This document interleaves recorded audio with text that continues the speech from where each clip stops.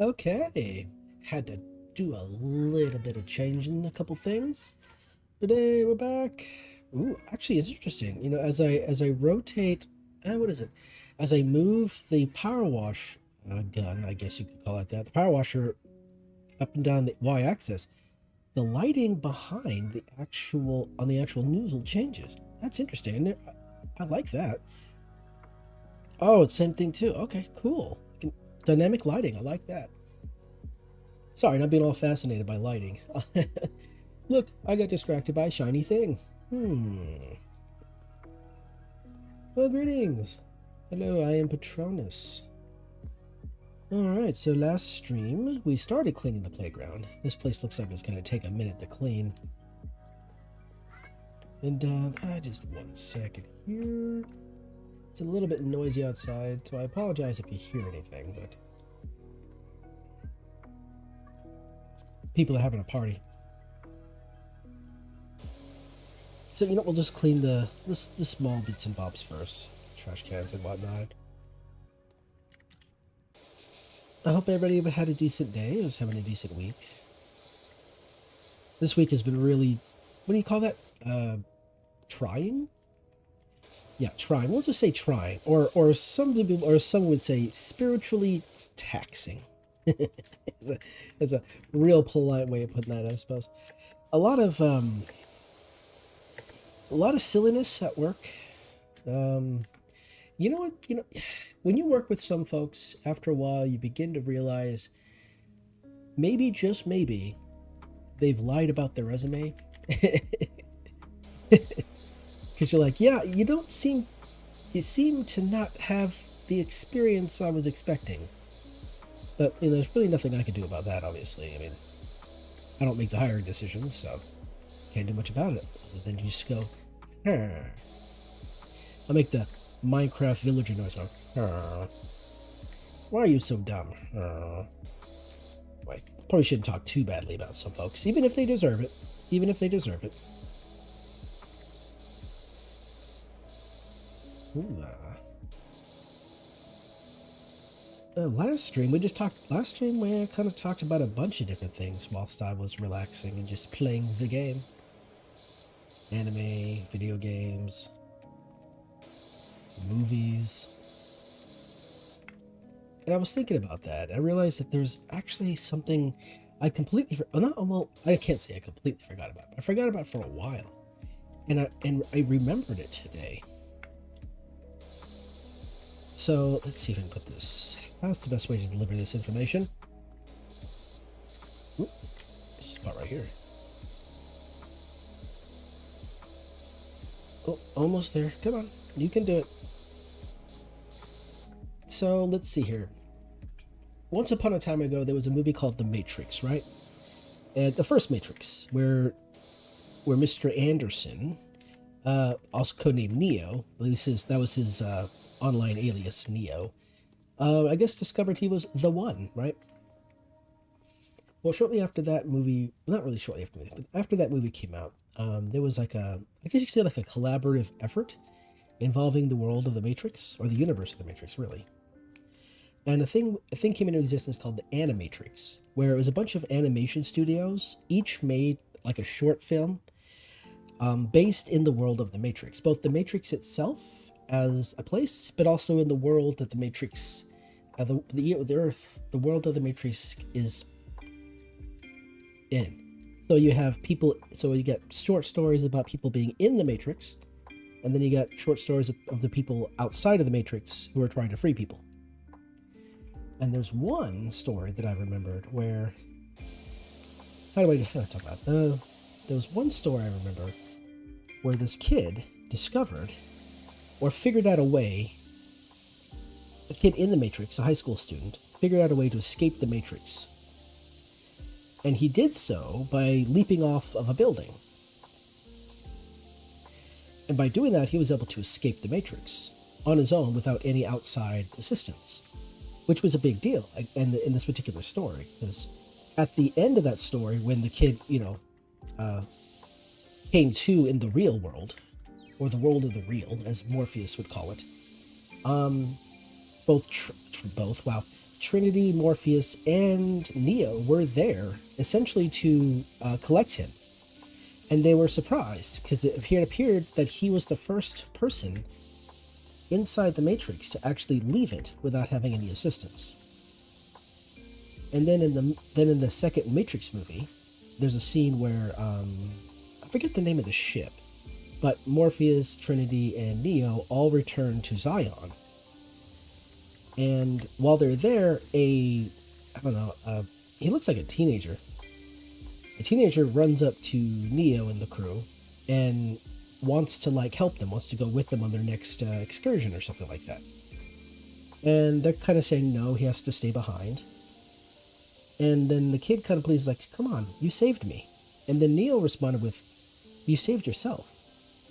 Now, when I first saw the second Matrix movie, it just didn't make any sense as to why that was uttered. But that was before I actually saw the Animatrix. And then once I saw the second movie again, I understood what Neo said. The kid that's in the second Matrix movie that wants to go with them is actually the kid from the Animatrix. And I had no idea. And it only clicked in my head that was the case after Neo told the kid, hey, you saved yourself. And I'm like, oh, damn. Now, I could be misremembering that, but I'm like, damn. That's a bit of story continuity that I was not expecting from that.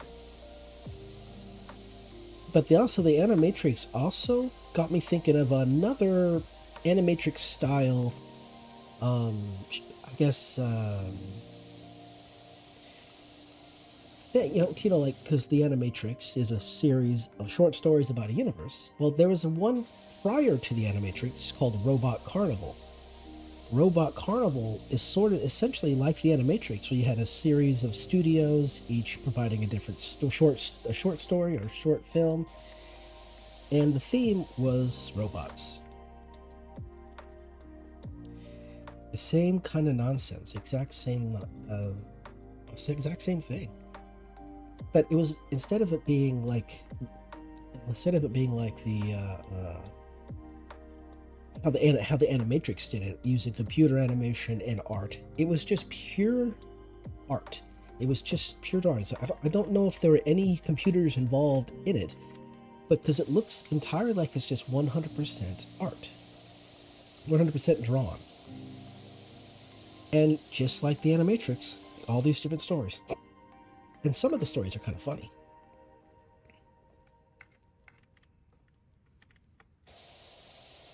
There's one story where there's this small town of people. Well, actually, it's probably more like a city, but there's this the person that they have in the show is their depiction of some crazed American scientist guy who built this giant robot, and this giant robot is now attacking the city.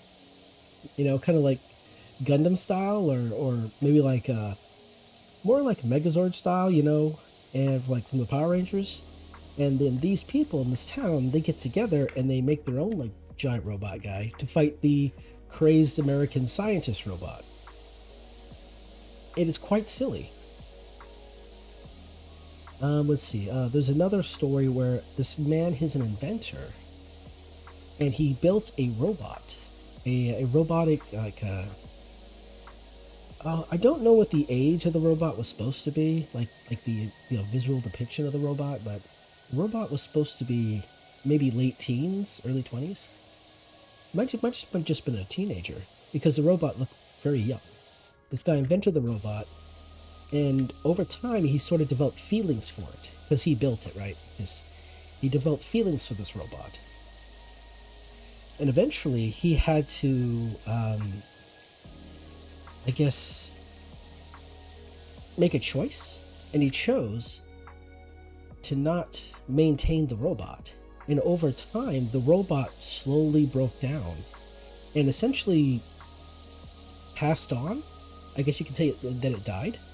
And it was a very dramatic scene where the man is crying, and as the robot falls apart rather dramatically. It was quite interesting. And then years, and then like in the same animation, years later, the old man and his wife are now they're retired, and she like she comes to the front porch from like the kitchen with some lemonade or something like some kind of beverage. But while she's gone, the old man looks up and sees the I guess the robot that he crafted years ago that passed on. And then he decides to go with the robot instead of staying on the porch waiting for his wife. And then when the wife came back out, he was gone and the robot was gone. And that's how it ends. Never actually find out what happens to the old man. I don't know if that was him choosing to die and join the robot, or if the robot was somehow brought back and he just chose to go with the robot to spend his last days with it. I don't know. Stuff like that. I don't remember the other ones. There was a few others, but the opening and the ending and the closing of the actual cavalcade of robot,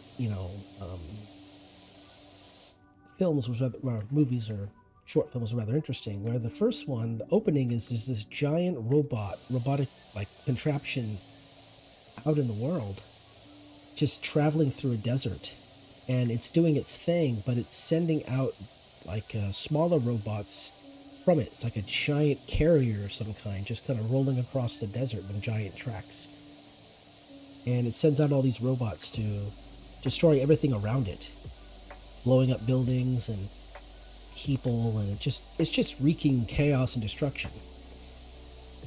And at the end of the intro, there is a man riding through on I don't remember what kind of animal. I want to say a horse, but probably wasn't a horse. Might have been some kind of futuristic version of an animal that a pack animal of some kind, not like that exists in groups, but like that you carry things on, kind of like a horse, but Well, anyway, he finds part of the robot carnival that fell off, and it's just in the desert, just sitting there.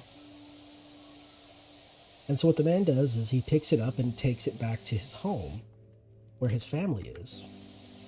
And at the end of the film, at the end of the actual robot carnival, presentation,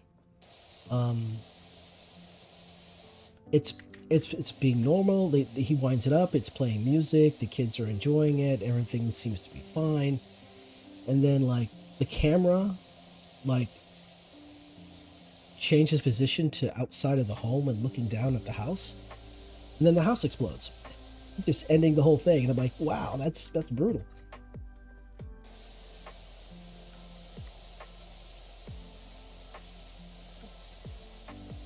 And that's, oh man, I can't even remember I would actually have to look up when Robot Carnival first came out, but it was years before the Animatrix. And like I said, the animation seemed, all the animation was like a different style, but it looked like it was all hand drawn. Like if there was any computer technology involved, it was very well hidden.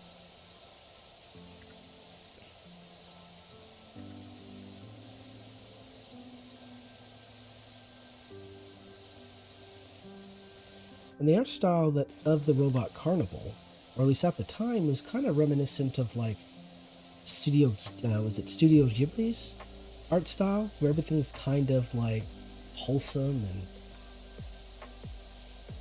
kind of nostalgic feeling.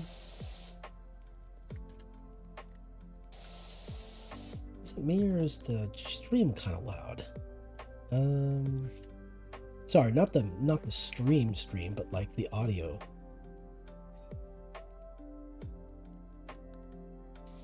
Okay, that's a little better, I guess.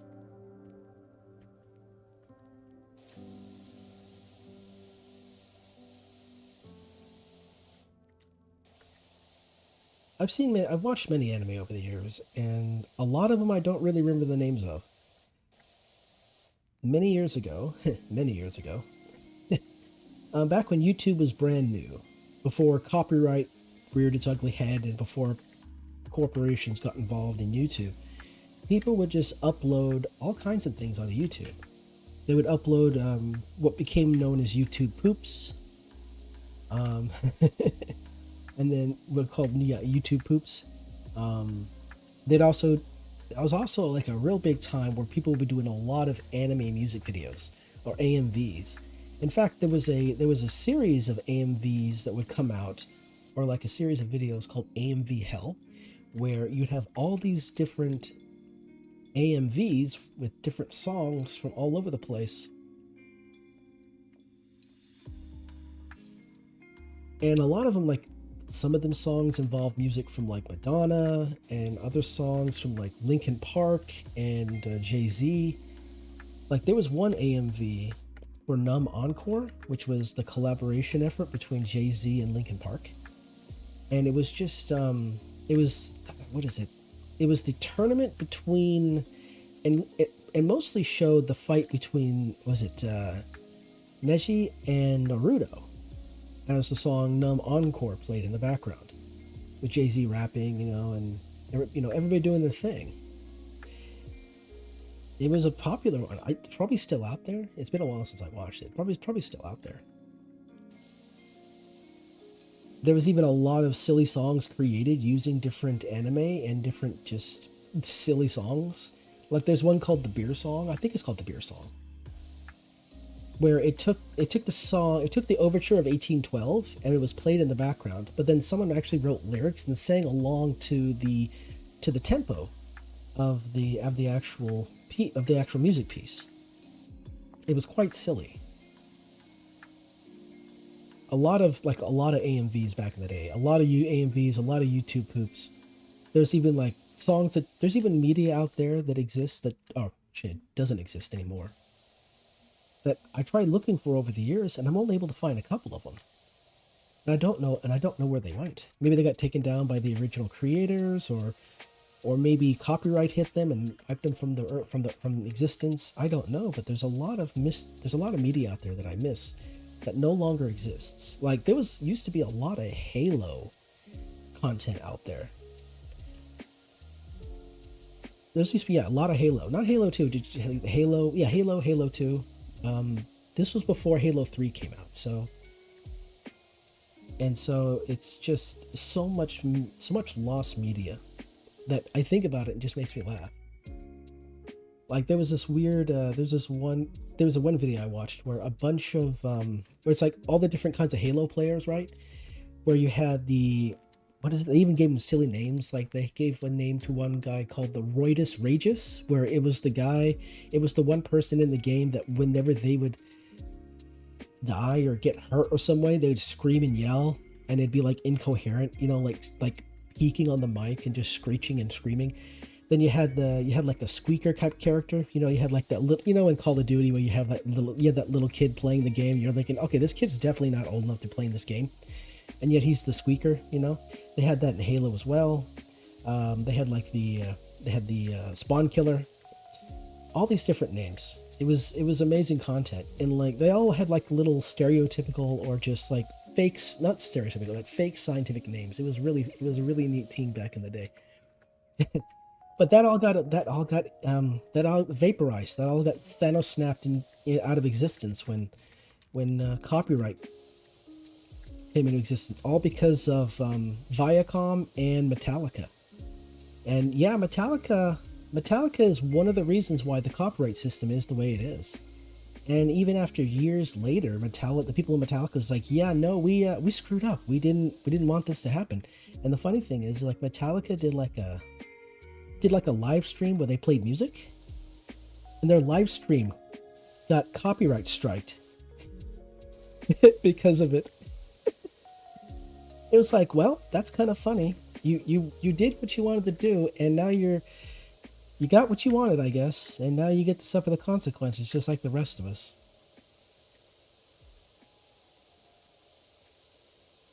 Yeah, there's even some shows like what is it here? So there was a series a long time ago. It started a long time ago. It ended here, unfortunately, after so many years. But it was called Red versus Blue, where the company Rooster Teeth, that was in Austin, Texas, they started creating like doing like a little sketch comedy kind of thing with using Halo, and it was really popular. And I watched it, and I thought it was hilarious. And I got like I got some pretty decent memories watching it and just laughing. And but there were other video games out there that would be utilized for that exact same reason, for that exact same purpose. One of them was God of War, and there was a God of War parody or joke. I guess it was a parody thing, but where Kratos pretended to be a surgeon, and what he would do is hack and slash people until and like did surgery on them to like in what is it, in God of War there's these really large, engorged, overweight, or just giantly just big round enemies. I forgot what they're called. But after he got done hacking and slashing, he like turned them in. They became a completely different enemy in the game, which is really thin. And I forget the name of those enemies. It's been a long time since I played God of War. So yeah, he was like, "Oh, I got it." Kratos is like a surgeon. He's like screaming while he's doing the work because you know Kratos likes to scream when he does stuff, doing his thing. There was another one called they combined they combined, they took Shadow of the Colossus and they combined Dr. Phil and Oprah together to create a fake show called Dr. Philpra. And the idea was that Dr. Philpra was like a therapist, but he was a therapist for all the Colossus in Shadow of the Colossus. And there was only a few episodes, and it was kind of dumb, but that vanished as well. Let's see what else. Oh, I think it was called G Nanny,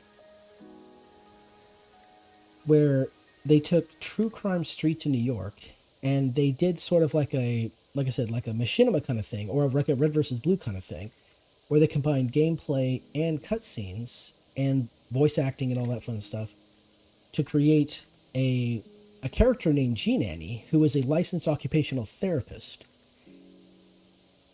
And what he would do is he would go to different businesses and try to improve the businesses. And like the first episode where he went to, what is it? The first episode is there was this guy stealing office supplies, and like G Nanny was supposed to intervene to, you know, help this guy not do that no more, you know, and like be better and everything like that. And and like G Nanny walks into this room, it's one of the cutscenes in the game. I can't remember where it was at, but he walks in there and goes, "Oh, G Nanny, what are you doing here?" He's like, "What are you doing?" He's like, I'm just checking the office supplies." He goes, "Oh, really? How many toner cartridges are there, my man?" And then there's a bit of a fight, and like the guy who was actually stealing money out of, I think it was out of a vault or something like that, he like runs and jumps out a window to escape G Nanny, the licensed occupational therapist. There's even one where there's a guy where G Nanny got hired by some mobile phone company called Massive Mixer was it Massive? I think it was like Massive Mixmaster Mobile or something like that. Was the name of it? Was a silly name for a company. And apparently there was a guy named Frankie Jerome who fancied himself a samurai at Massive Mixmaster Mega Major Mobile. Oh, Massive Mixmaster Mega Major Mobile, that's what it was. And Frankie Jerome was being insubordinate and not following the rules and everything like that. Not following, company rules and procedures, and just not doing his job like he's supposed to. And so he goes there and goes, and there's one scene where they actually got G Nanny tied up in a chair.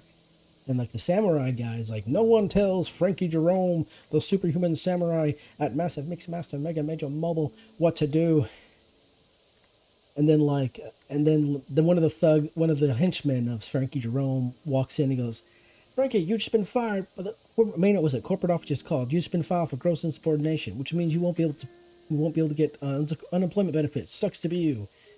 And it was just and the thing that made me laugh the most was the name of the company was a Massive Mixmaster Mega Major Mobile. And it's like, yeah, it's a ridiculous name for a phone company, but it's a parody, so it has to be ridiculous. It has to be over the top. I really enjoyed that.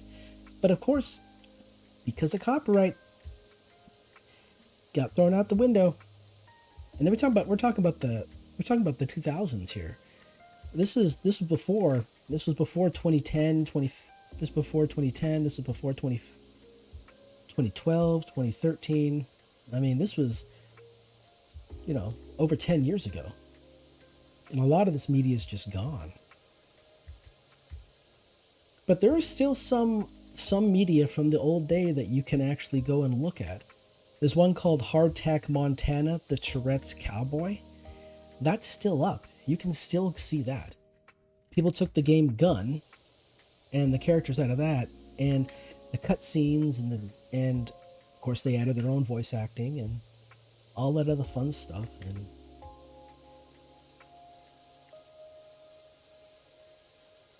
And yeah, you can still watch it. I mean, Hardtack Montana is a cowboy with Tourette's, so he does use profanity.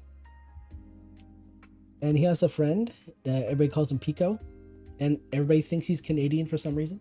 And even Pico's like, I'm not Canadian, dagnabbit. And then, of course, there's the bad guy, whose name I don't really remember, but he's there. And the first episode is about them getting onto like a riverboat. And in the game, I guess there's a bunch of stuff happens, and the riverboat is attacked, and it sinks, and people, pass away, people die and everything like that. Because it's a video game, you can't have everybody, what's the point of everybody surviving? That'd be pretty boring, right? And during the entire scene where Hardtack Montana is fighting his way through the boat to escape, he's saying all kinds of just nonsense, like "tickle me Elmo." It's like, I got your nose, intelligent design, tickle me Elmo. And like the whole joke is his Tourette's is acting up, is happening while he's playing the game. So it's all just ridiculous things that he says. It's, like I said, you could go watch Hardtack Montana on YouTube. It's still there. And you know what? I'm not too sure. I'll have to look into this, but there was a website a long time ago known as BigBoys.com. Now it's not a prawn site. It actually got renamed to Heavy.com, and it's been a long time since I actually looked at Heavy.com. Maybe some of this lost media would be on Heavy.com. I'll have to go check that out. I don't even know if Heavy.com is still around.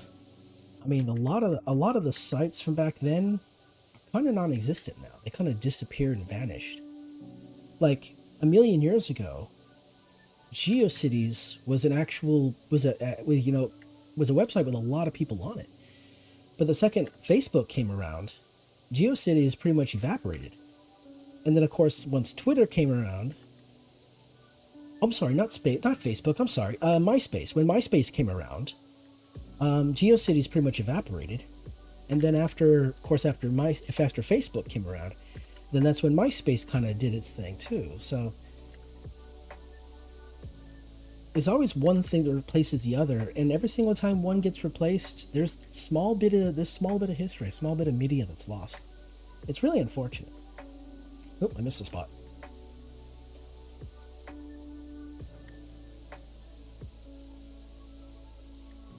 Oh man, I remember watching as Google replaced Ask Jeeves, and Yahoo Answers, Yahoo Questions. Yeah, once upon a time ago, Yahoo used to be an actual decent source to get information from.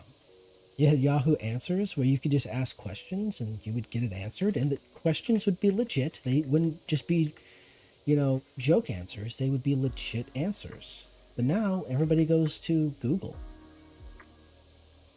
And before Yahoo Answers, it was Ask Jeeves. Back in the day, was it Yahoo had like an instant messenger? Hello, welcome.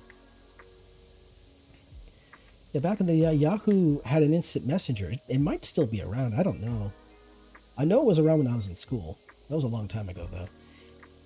And those were unregulated chat rooms. Like, you could go into a chat room, and there was like nothing keeping you out. And who knows what, and oh man, who knows all kinds of crazy stuff was going on in a Yahoo chat room.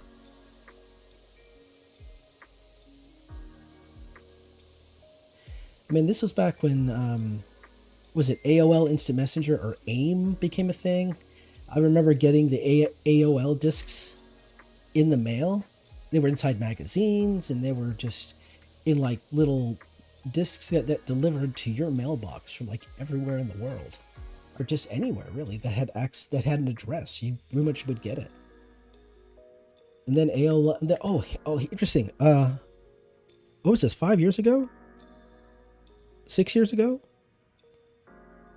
There was a lady who got like an Uber or something like that, and the driver of the Uber was the guy in the AOL commercials, the ones that would say, you got mail." He was the driver. The "you got mail" guy was the driver of this Uber. And this lady's like, "Oh my God, it's him. And, she was like, it's almost like she, encountered a celebrity. And this guy was just doing his work, just doing his job. And like, now, like a lot of the memes we see today came out like 20 years ago, 30 years ago. Like there's like a meme of like this kid dancing in what looks like a really nice outfit, wears sunglasses, and he's like in a nightclub or something like that. That guy's an adult. I mean, he recently released a video of him dancing the exact same way he did in that video. Craziness. Or either that, it was a guy that would look very much like him. "Oh, did you hear the married cat Ulysses is missing the whole town, so look out for him for the festival. We won't have until spring for that one. To be honest, if I had to wear that hat, I'd go missing." Oh no. That's for people are making their cats wear outfits. That's absurd.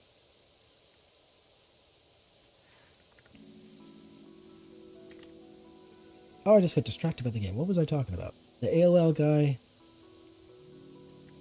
Kind of wonder what other nonsense got released out there. So much missing media.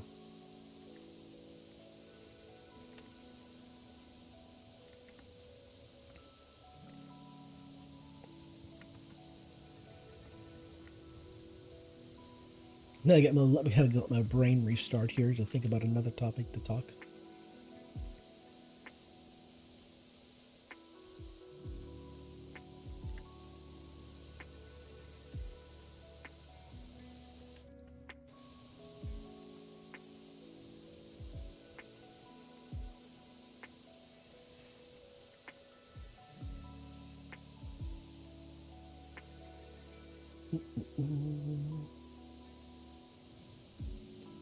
What to talk about?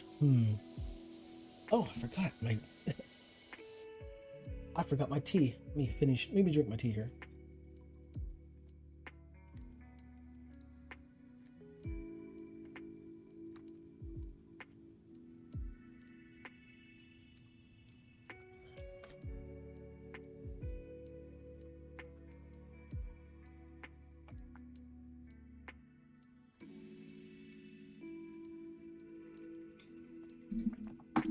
Tea is good.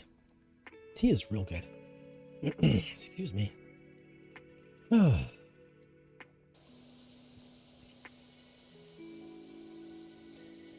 And ding. Alright, so that's looking good.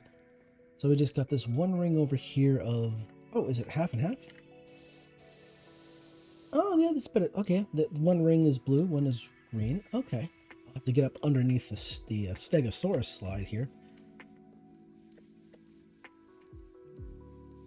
Whee! Kaplunk.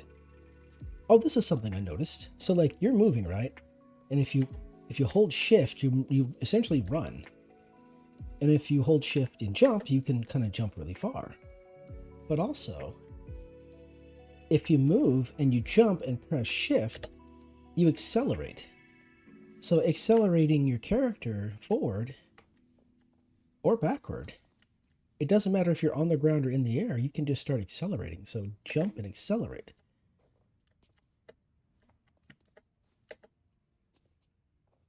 And the thing is, you could probably make some pretty long jumps by doing that.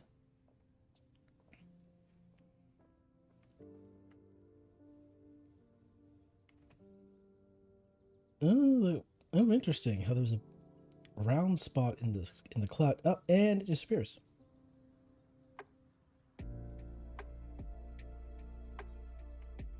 The clouds are completely dynamic, but the sun doesn't move. It stays in the sky in the same spot. At least not until, you progress the game in the game. Oh, I completely. Oh, look at this! I forgot that these. I didn't even see these. I mean, there was a bench over there and a trash can, but I completely missed this one entirely.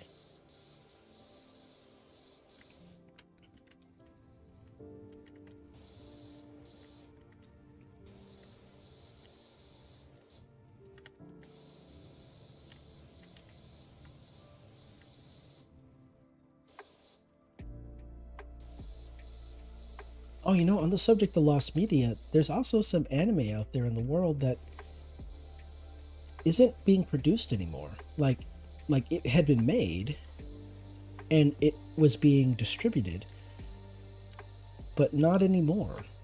It's just kind of lost to the void. Like you might be able to find, you know, actual uploads of the shows on different streaming or maybe even different websites, you know, that archive the kind of stuff. But most of it, due to copyright, is just kind of lost to the void, kind of locked away in some room somewhere where you'll probably never see it or even heard of it ever again. And like none of the streaming, none of like Crunchyroll doesn't have them. There's some of these anime Crunchyroll doesn't have.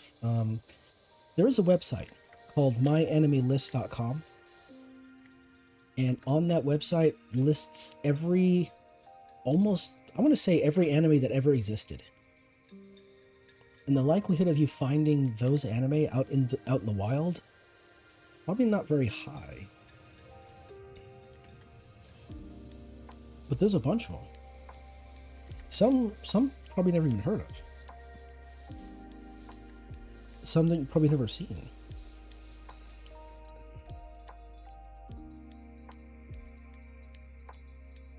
Like there's one anime, it's not even really it's not a series, it's almost like a movie, more or less. It's called Gal Force Eternal Story. It's either Gal Force or Gal Force Eternal Story. And it's about these two alien species that are at war with each other. And all roads, as of the time that the show actual, the story in the actual movie goes, is that both alien species are quite literally fighting each other to extinction. And like the leadership of both the alien species realize that they've gone too far and that there's no surviving. And so in order to prevent, well, total annihilation is just inevitable at this point. But in an effort to try to continue both species on after they're all gone in some way, they kind of concoct a scheme where they try to put both alien races together into one single life form or being or entity. And through the entire movie, the people who are fighting and the people who are trying are starting to like understand this entire, I don't know what you would call it, this what they're doing. And they're trying to figure out how to, I don't know, how to avoid it, how to deal with it, or something like that. But they don't succeed. And the two alien species end up merging together into a life form. And essentially, that life form became one of the first humans. And one of the surviving aliens from one of the species and this new life form end up crashing on Earth, what looks like Earth. And then the movie kind of fast forwards like millions of years or thousands of years or something like that. And essentially this new alien life form and one of the previous aliens, did their thing, and the humans were, brought into existence because of it. It was a nice little surprise ending kind of thing. Like you weren't expecting it. It's like, well, yeah, these aliens are just going to straight up extinction each other. And there's really nothing that can be done because of how much how long it's been going on and how much bad blood there is, and just no one wants to stop fighting on either sides, and it's going to lead to an extinction. And the leaders come up with a plan to try to save both species, but they can't both exist at the same time, so they combined them together, and that species ended up being humans, which is a neat, like I said, like a neat little twist at the end. And there's a few anime like that out there. There's one called The Eyes of Mars, where everybody, what is it? Mars is dying because of how the people on Mars have treated it, and so there's a secret program called EYES, but it's just referred to as eyes. And the idea is to create, I guess, an advanced form of humanity that then can be sent, or advanced form of Martian, I should say, that then can be sent to the next planet, which is Earth.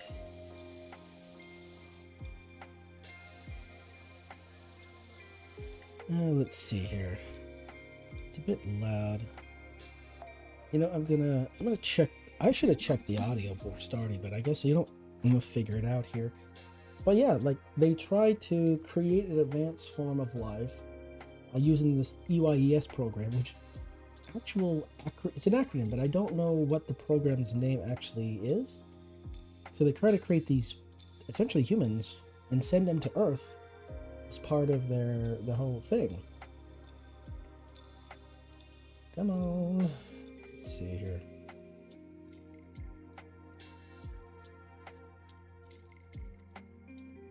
And it's a really interesting premise where, like, humans came from Earth, but they're part of this spacefaring program that was designed to save human life, and they ended up just, doing what they did on Earth again. So it's kind of interesting. It's always like, I always like the anime that try to do the whole, origin story thing when it comes to Earth and to life on the planet and everything like that. There's been plenty of movies that have done that. What is that movie called? I forgot. Like, humans go to Mars and they find, like, the face on Mars is actually like some ancient ancient like building or something like that. And it turns out that there was life on Mars, but then Mars's climate or whatever happened, and the aliens had to leave. And as part of their preservation idea, they took all of the life that they had on Mars and they shot it to Earth. And then all the life on Earth, then the Earth got seeded with all this life. And I forget the name of it. What's that guy's name? There's a guy who was in the movie. He was in what was it? He was in Forrest Gump. He was Lieutenant Dan. He was also in a bunch of different movies as well. It was some, I forget the name of the movie, but it was good. It was a neat little movie though. I'm gonna have to step away real quick, and then I shall return. You know what? This whenever I sit down to do something I like, stream, play a game, who knows what else, life just happens and gets in the way. And honestly, it's obnoxious. Life really needs to stop getting in the way of my fun time. This is ridiculous. But I would like to call life's manager, but I don't think that's possible. Anyway, I'll be right back. All right, let's see. Where's the little thing? Oh, here it is. All right. I'll be right back.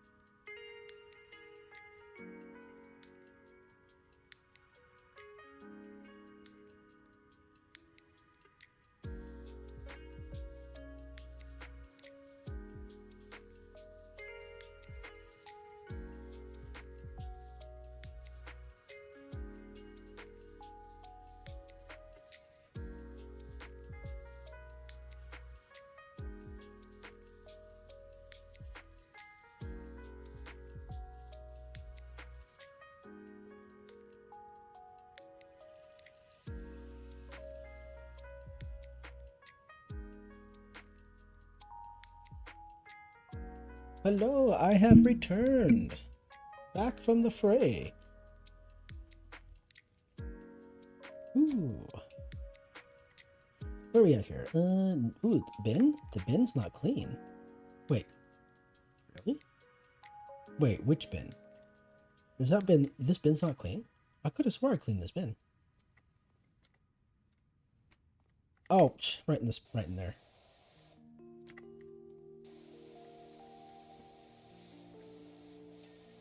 Oh wow, it's kind of loud, kind of quiet for me. Let me turn that up here. I had my volume too far down. I couldn't even hear anything. All right, there we go. All right. So let's have a look here. Oh, look at that, brutal. Yellow circles, only 1%. Blue circles, 49%. And this one right here? Okay.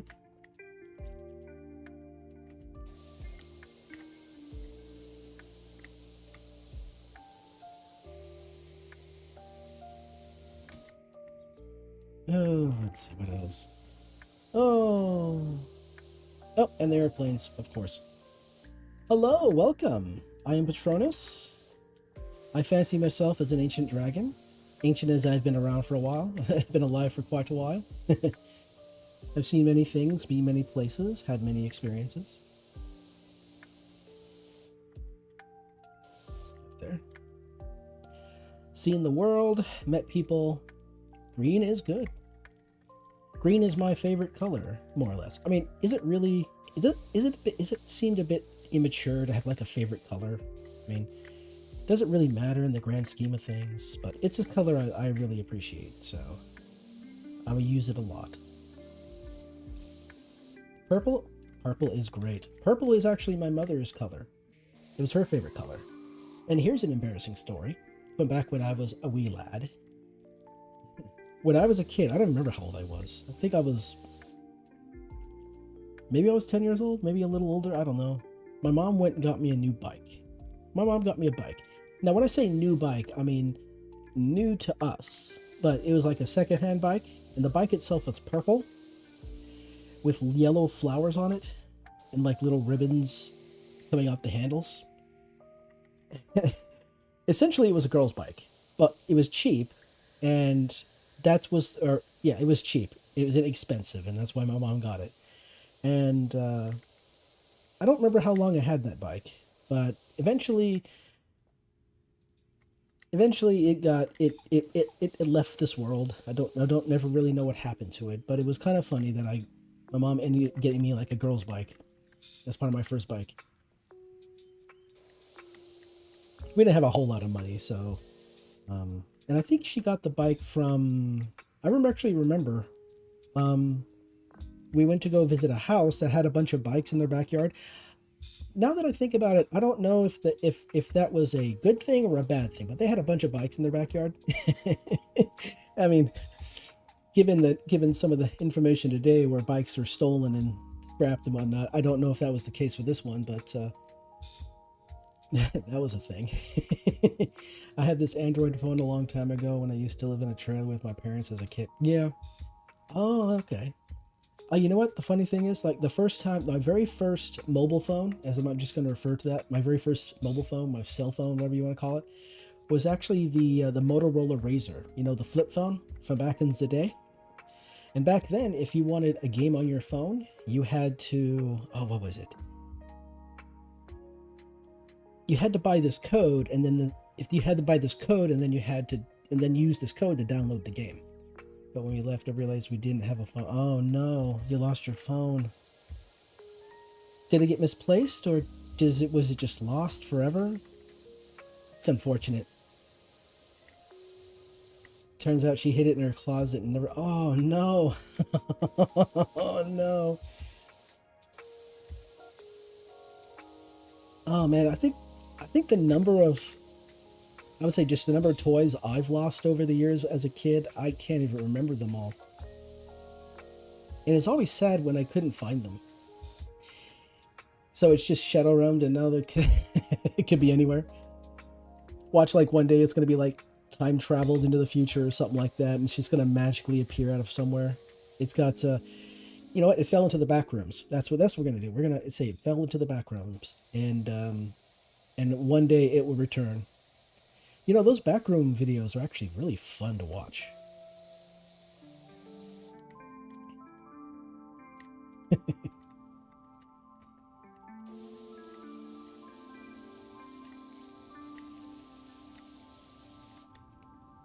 Oh man, oh, water. I need to drink, hydrate.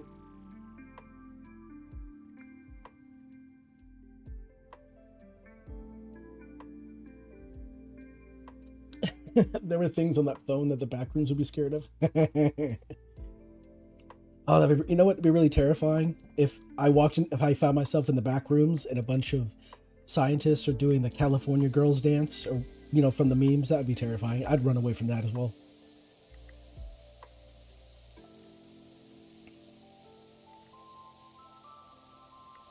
Last time I drank water was about 4 or 5 years ago. You should drink water. You should drink water in the daily, my guy. It's good for you. I know it does not the most flavorful stuff out there, but there are there are flavored things you can put in them.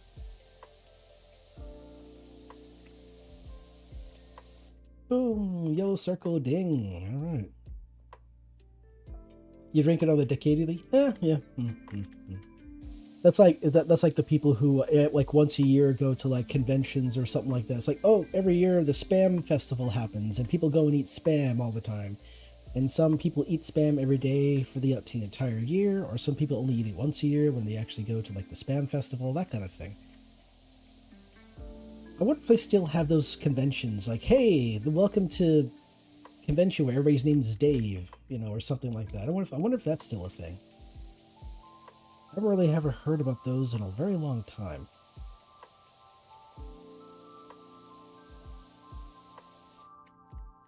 Oh, I missed a spot. No. There we go. The only reason I'm alive is because water is one of the products like noodle, air, and soda. Like what is it? Like the five elements, you know? You got earth, air, fire, water, and then you got soda.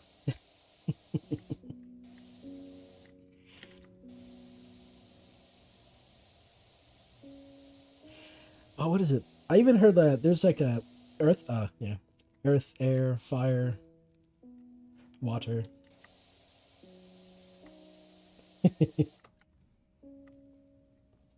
Burple. Blurple.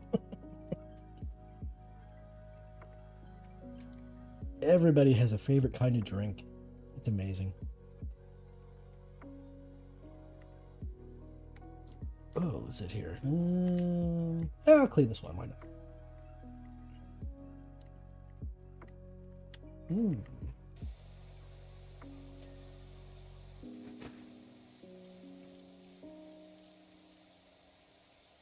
Ah, no favorite kind of drink? Oh, there we go. What was the button? C?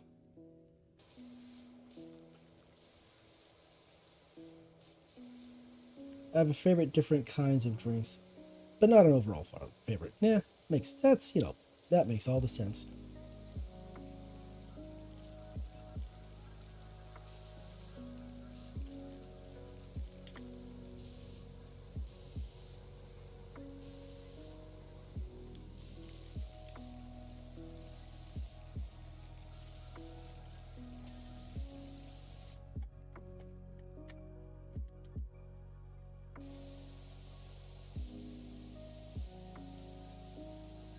I used to have a bunch of favorites when I was younger, but not anymore.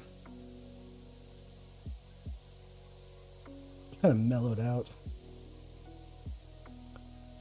I mean, when I was obviously when we were all kids, we mixed the sodas, right? We had the different flavors, the different combinations of soda depending on what what fast food restaurant we went to. Some people called it like swamp water. Other people called it like different variations. Swamp water, mud water, something like that. It was kind of really gross stuff. It was never a good idea. Yeah, I know, right? I mixed the sodas. Yeah, yep. I mixed the clear sodas and I mixed the dark sodas to make a weird concoction of brown nastiness, and it was not a good idea. But my parents made me drink it because my parents made me drink it because you know you gotta what is it? You gotta suffer the consequences of your actions. So it's like I didn't do that again. I didn't do that again. My friends did, but I didn't. I guess they were gluttons for punishment or something. I don't know.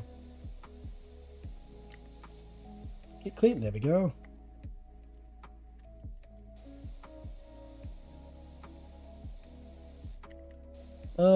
Actually, one of the here one of some of the unusual tastes that I carried on. I don't really call them unusual. That's probably not the right thing to say, but like when I was a kid, I discovered I like black licorice, and now I enjoy that as an adult. Pineapple and pizza, I enjoy that. There could have been a weird chemical reaction if you mixed the wrong sodas and drank it. Yeah, you're probably right.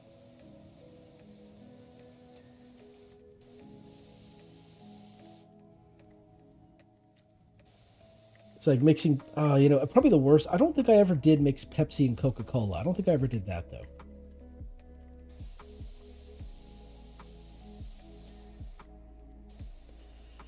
But there's one drink I never mixed together. And that was what was it? I never mixed what is it? Root beer. That's what it is. Yeah, I was like, why can't I remember root beer? Damn it! I never mixed root beer with anything else. I always drank it on its own. Pepsi and Coca-Cola are a forbidden mix. Yes.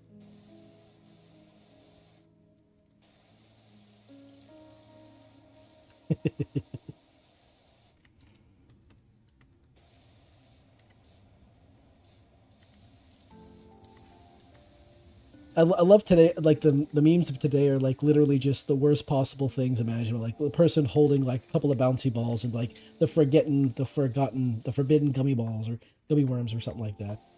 It's like, no, we're not going to eat those. That's ridiculous. Yeah, when we were kids, we did a lot of dumb things. It was amazing. I was a bit of a menace as a kid. I broke things, defaced property, too much beef in between the companies. Yeah, yeah.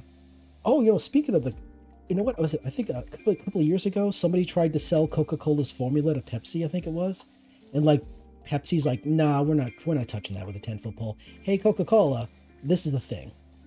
I have no idea what happened to that person. They might even not even be on this world anymore. They might be in the afterlife for all I know. Trying to sell Coca-Cola's formula to Pepsi. Oh, you haven't heard about the brain rot Kaizen? Oh, Jujutsu Kaisen? I did watch a video. I did watch a video about Jujutsu Kaisen and how their fan base is a bit on the wild side, I guess is a polite way of putting it. Um, I, I fortunately have never watched Jujutsu Kaisen, so I am unaffiliated. So I think maybe, just maybe, I was spared the brain rot of that community. But what is it? The video also mentioned My Hero Academia and their particular variety of brain rot. And it's like, you know what? Maybe it's a good thing I didn't watch that one either. Kaizen is insane. Yeah.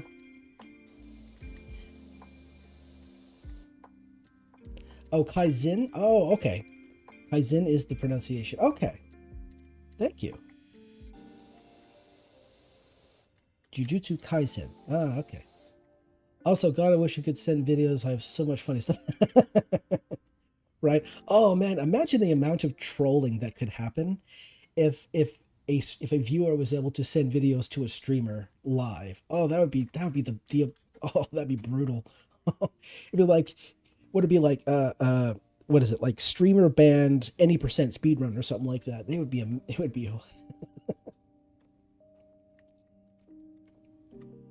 let's see. What more bad ideas can we issue forth on Twitch? I mean, Twitch had that whole knock knock issue. Was it the collaboration thing? Knock knock function. And oh man,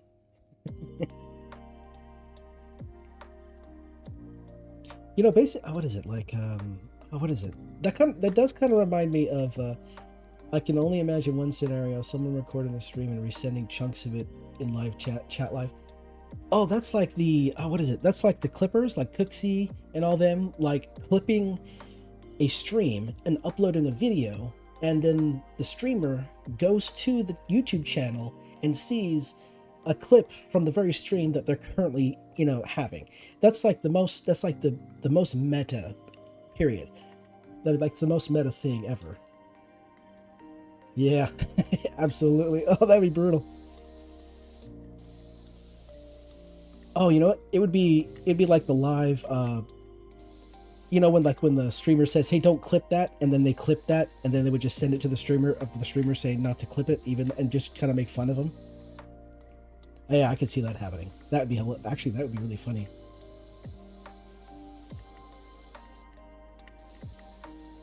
Oh man, like Shy Lily would get roasted. Let's see, Shy Lily would get roasted. Zen definitely would get roasted. Zentrea would get roasted. Let's see, who else? It'd be a whole host of people would get roasted really, really hard by their own audiences. One good example is that Jay Slat was doing a presentation, and one thing, yeah. Oh, oh, damn, oh yeah, he was freaked out. Absolutely. I mean, some folks out there are very creative with their trolling. It's really amazing. It's like absolute legends these people are. Like if these people put forth their efforts into something like villainous, oh, it would be. We got super villains out there, and they're just waiting for their arc to begin. It's amazing.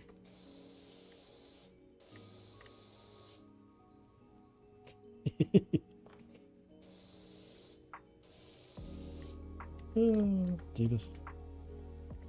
Wait a second here. Oh, you know what? There was what you mentioned right there. Just there's a movie called Spaceballs. It was written and directed by a man named Mel Brooks. And in one scene of the movie, they get to a part of the movie where they're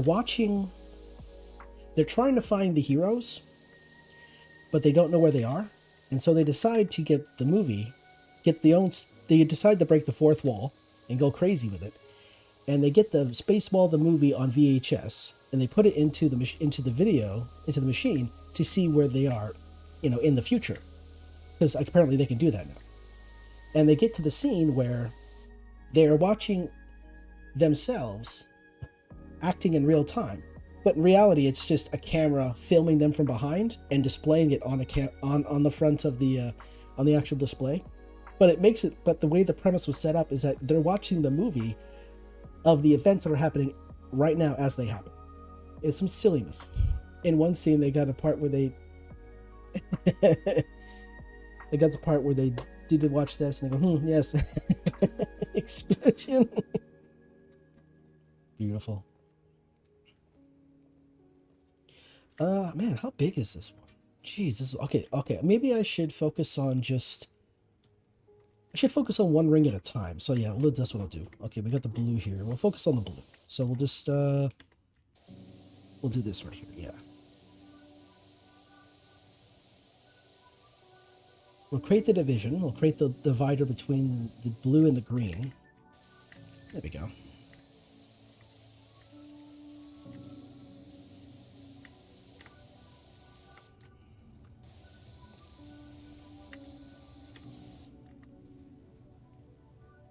That's 7:30 word for me. Oh wow, no worries. Hey, get some sleep. You got somewhere to be, or if you got to get to sleep, my guy. Take care of yourself. Sleep is one of those things you can't ever catch up on. So get as much as you can. Take care of yourself. Drink as much water as you're willing to, and eat well.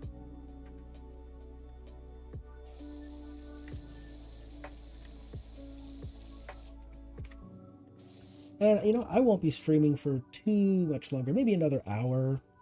Probably till about 10 o'clock my time. So yeah. You'll be getting a total of 4 hours of sleep tonight at most. Oh. That is ouch. I would say try to improve that, but I don't know what your situation is. There were times where I only got a few hours of sleep as well. It really, really sucked. Sometimes, you have to wake up at 5 a.m. for high school. Ooh, 5 a.m. Wow.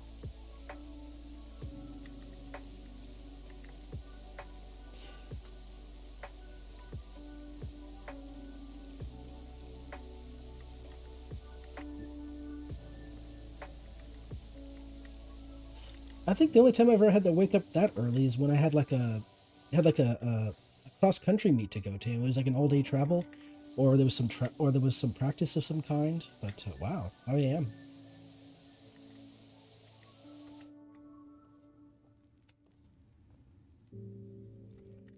Oh wait, I get it over here. Here.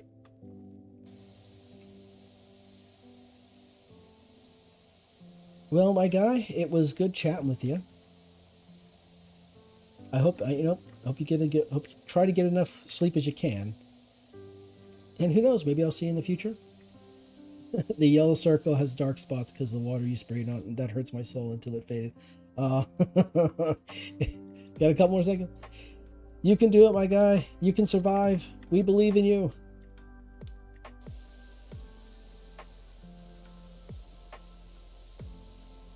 Take care, my guy.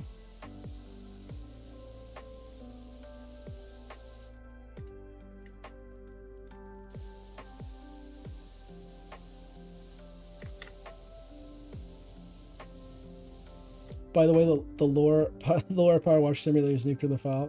Good night. Thank you. Good night, my guy. Take care.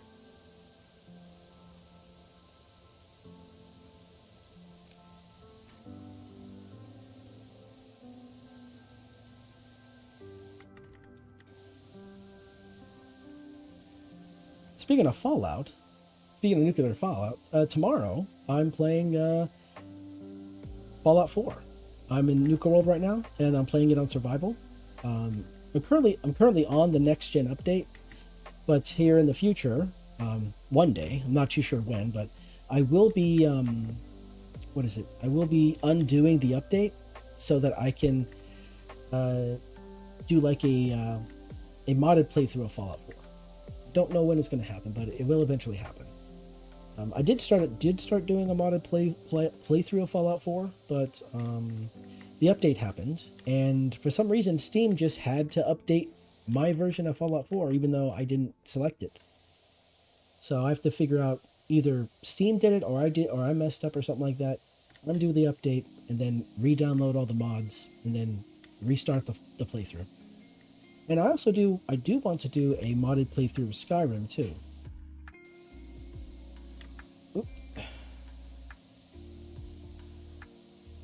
Because I would like to. I've played Skyrim on. I've played and finished Skyrim multiple times. Before I realized I could join all of the different groups in one single playthrough.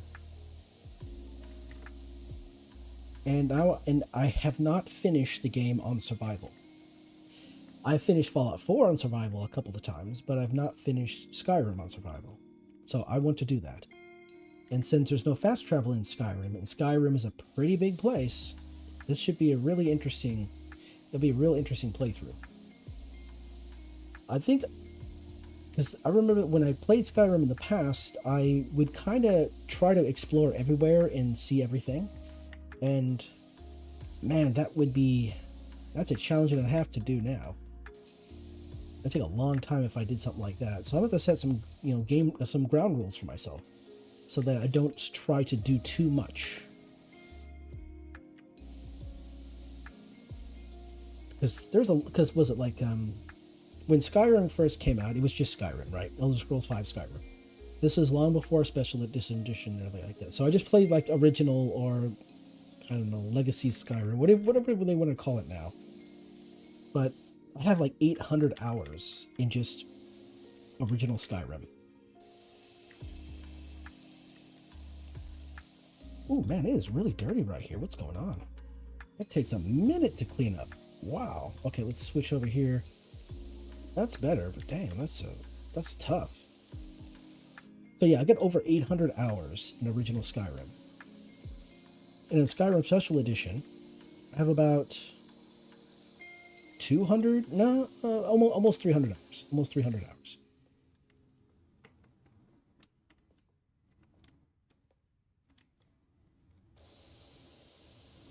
And like I said, I did not finish. I have not finished Skyrim on survival mode, so I want to do that. But it's gonna take. But it requires me to travel all over the place and do many different things. And I do have a. It's not a big list of mods, but I do have a list of mods that I've downloaded to play on Skyrim when I finally get to it. And some of them are kind of silly. I wish some of them I can't play because of the kind of mechanics that are in the mods. Like there's an example. There's a mod called like, is it like Amorous? It's like Amorous or Amorous Adventures or something like that. And what it does is it adds quests, expanded quest lines for many of the different characters in the game, for many of the NPCs in the game. Like it adds an expanded quest line for Lydia. It has an expanded quest line for Janessa, the dark elf mercenary that you can hire in Whiterun. Let's see here. It's a really neat one. The unfortunate bit is like I said, there's mechanics in the game that when you activate those mechanics or in the mod that don't necessarily make Skyrim streamer friendly. So it's like, oh, I can't play this mod because it does X. Darn it. But I do like the idea that if you really want to, build up your relationship with your companions or your followers, they have like a quest line that you can do, and by doing that, you can actually, excuse me. And by doing that, like on Fallout 4, when you're traveling with like say Nick Valentine, and you're after traveling him for a while, he'll like open up about himself and like talk to you, and you can ask him questions, and he'll explain about himself. You become real good friends with him and everything like that. And then once your, I guess, affinity with him is maxed out, then you can go off and do his own personal quest. Well, in Skyrim, this mod I'm talking about has something similar with that, where it would, for Lydia, for example, she is sworn to carry your burden. She's there to help you and protect you, but she's also a person with her own, her own ambitions or goals or ideas, and you help her with that.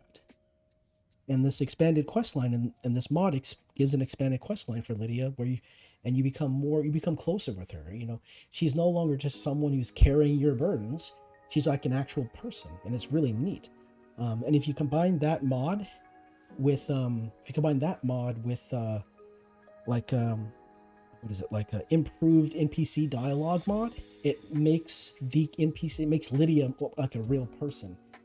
And it does that in this mod. These couple mods do that with a lot of the companions that you can have, or a lot of the followers you can have. Sorry, I keep saying companions. I play a lot of Fallout 4, so I say companions. But in Skyrim, the companions are an actual group, so I got to be careful with that. So yeah, the followers, you can. It's good stuff. And like I said, I would like to play the mod is it Amorous or Amorous Adventures, and it adds expanded quest lines for different characters, and those characters, you're able to go along those quest lines and become closer to them, and they actually end up becoming like romantic partners, which is something I think people wanted from Skyrim. Kind of like we have a follower here, or we have a companion here, and we get closer to them as friends, and then we can go down the route of romance. But Skyrim doesn't have that, so modders had to create that. Of course, a lot of these mods are on Nexus Mods. You can't really get them on the Creation Club, but there are a bunch of mods out there you can get on Creation Club that are just perfectly fine. There's a lot of immersive mods. There's one called Immersive Wenches, and it just adds NPCs to like inns and different places, and you can actually find people walking down the roads, and you can buy things from them. They're like merchants. And on the Creation Club version of Immersive Wenches, there are no quests, but on the Nexus Mods version, of immersive wenches, there are quests. And and then some of those quests require you to go save wenches that have been captured by slavers. But when you find the wenches are not clothed. And it's like, oh, I can see why this is not on the Creation Club, because Bethesda probably doesn't want nude video game characters to be downloaded off of their servers. I understand that. And so if I were to do like an edited playthrough of Skyrim, I'm sitting there wondering, should I include some of these mods and I just edit out the bad bits? Or, because if I don't show it, what's the point even having it installed, right? But there are versions of some of these mods that don't have any quests of them, so you won't actually run the risk. You'll still have the wenches, and they'll still be all over the place, and you can still, interact with them, and some of them are still vendors. They just won't be doing any of the, the not safe for work stuff. It would be all safe for work. So there's also a bunch of, it's all fun and games. I really want to do an edited playthrough of Skyrim, because it's been such a long time since I actually played Skyrim. And there's probably a bunch I've forgotten. Heck, I might even go out of my way to make video content on it too. I made like 1 or 2 videos about Skyrim when the Anniversary Edition dropped like a couple of years ago. And they did get views, but I didn't really proceed or, pursue that any further. I was just more focused on making Fallout 4 content, really. But it's been a few years since I've been making Fallout 4 content, and I mean, I suppose eventually it'd be time to move on. I guess the idea is just to figure out, when do I move on from Fallout 4? I'm thinking about, moving on from streaming Fallout 4 once I finish my current playthrough of the next gen update, and then just more or less go back to just making, I guess like guide videos or whatever, like, hey, go to this location, get this item, exploration videos, item location videos, all of the real popular stuff. I've already done videos on all the real popular stuff in Fallout 4, and those videos continue to get views to this day. So it's not like people aren't playing and aren't looking for them. They're looking for them. They're looking them up. They're searching them. They're being suggested. So the power armor videos, those are ones that are real popular. Combat rifle videos and power armor videos are really popular for Fallout 4. People want to know where those are. Actually, in my most recent video I uploaded, which was like all of the power armor locations in the game, not all of them, but almost all power armor locations in the game. There's several that I left out of that video, mostly because it takes a lot of effort to get to them. Like, one of them is like, there's one piece of power armor you can get at Cambridge Polymer Labs, and you have to complete a quest to get it. But the actual effect on the power armor isn't all that great. So I figured, that's a lot of effort. I'm not really gonna put that in the video. And there's another bits of power armor you can get during a quest where Bobby No Nose and Good Neighbor wants to hire you to help her get into like the Diamond City Armory or Vault or something like that. At least that's her thing. And during the actual quest, the machine that they're using to dig tunnels will actually destroy a wall, and behind that wall is power armor frame with some power armor pieces on it. Now, I didn't include that in the video because I'm like I said, some of this takes a bit of effort to go through, and it's just not a fan of that much effort. Mostly the power armor I wanted to have in the video were ones you could just find out in the world. And I think I did that pretty well. I excluded any power armor that you would get from defeating enemies, so even though I showed power armor in Nuka World, I didn't show Coulter's power armor. I didn't show the Overboss power armor, because you get that from defeating Coulter. I didn't show power armor from Gunners or from Raiders, because you can just, you have to defeat them to get that. And I didn't show the Brotherhood of Steel, because, well, yeah, one, they do give you for free. They do give you a set of power armor for free, but that's more or less kind of the same with the power armor at the Museum of Freedom. You just get it to you for free. Oh, and Sturgis? Yeah, Sturgis, I don't think he understands what pristine means. Because, actually not pristine, I'm sorry, cherry. See, like when you talk to Preston Garvey and crew inside the Museum of Freedom, Sturgis would say that on the roof is a Cherry set of T-45 power armor. Now, Cherry, from my understanding, means pristine, perfect condition, not damaged, not tarnished, not rusted or anything like that. It's great, almost perfect condition. But when you get in the power armor on top of the Museum of Freedom, it's rather damaged. So it's like, Sturgis, either you don't know what Cherry means or you're lying to me. One of the two. What's going on here? What's going on, Sturgis? Where's the... Oh, tab, that's right. It's like, what button do I push to highlight the dirt? Tab. Okay. Large blue floor. Of course it's a large blue floor. Why wouldn't it be? Oh, I got a yellow circle here. Might as well finish this off, I suppose. Oh, there's also one more set of power armor. But it's not really power armor you can obtain. See, in Far Harbor, there is a set of wow, I can't talk. Maybe my brain's kind of mixed up. Okay. In Far Harbor, there are two complete sets of power armor. There's one on the road inside of a truck as you're heading towards Dalton Farm. And the second one is actually in the Vim Pop factory, in one of the rooms that you can get to by using the catwalks.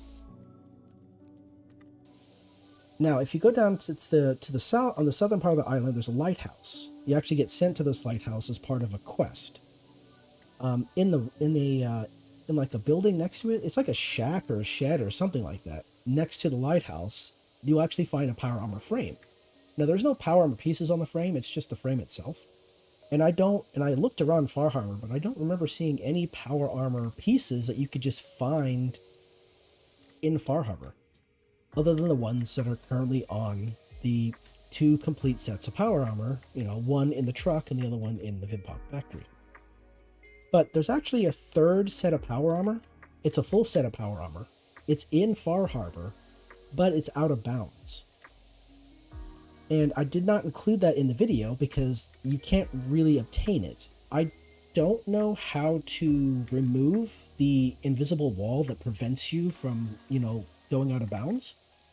Like if you hit that invisible wall, it says you can't go that way or something like that.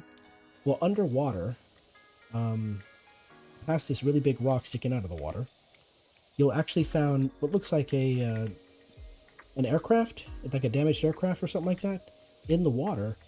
And next to it, you'll find a bit of a cave. And inside that cave is a set of T-51.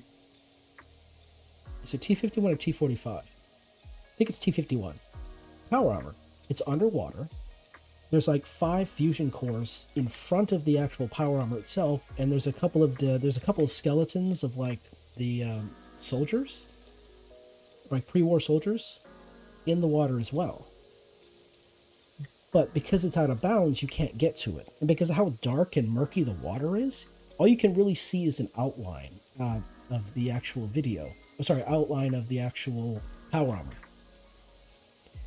So it's almost like a what do they call that? A silhouette. Oh, here we go. Calvin Miller. Doc gave you details on a colleague who needs to hand up a new place in the suburb. It's the old death place. I hope you can get spookies. Don't get spooked easily. Oh, okay. We got a new place to do some washing. New place to do some power washing. I think I have an idea. I wonder what this place is going to be like. Oh yeah, it's power armor. So yeah, if you're on PC, you can go into the console and you can toggle free cam, which is TFC. Yeah, TFC, and then you can like move the camera in onto the actual power armor itself. And if you turn your Pip-Boy light on, it makes it easier to see. And it's a full set, but you can't interact with it because it's completely out of bounds. And I decided, I'm not going to put that in the video either because that would just be silly. But it would be kind of nice if I could get all that fusion cores, though. There's like 4 or 5 of them. And I kind of wondered, did they put it there just to make fun of us? As a joke? Just to be mean? I don't know. Which one is it?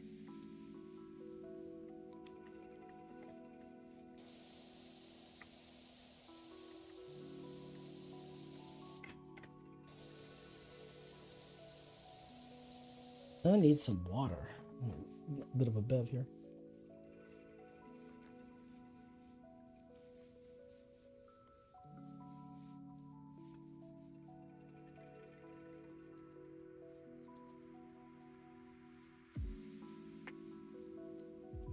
Excuse me.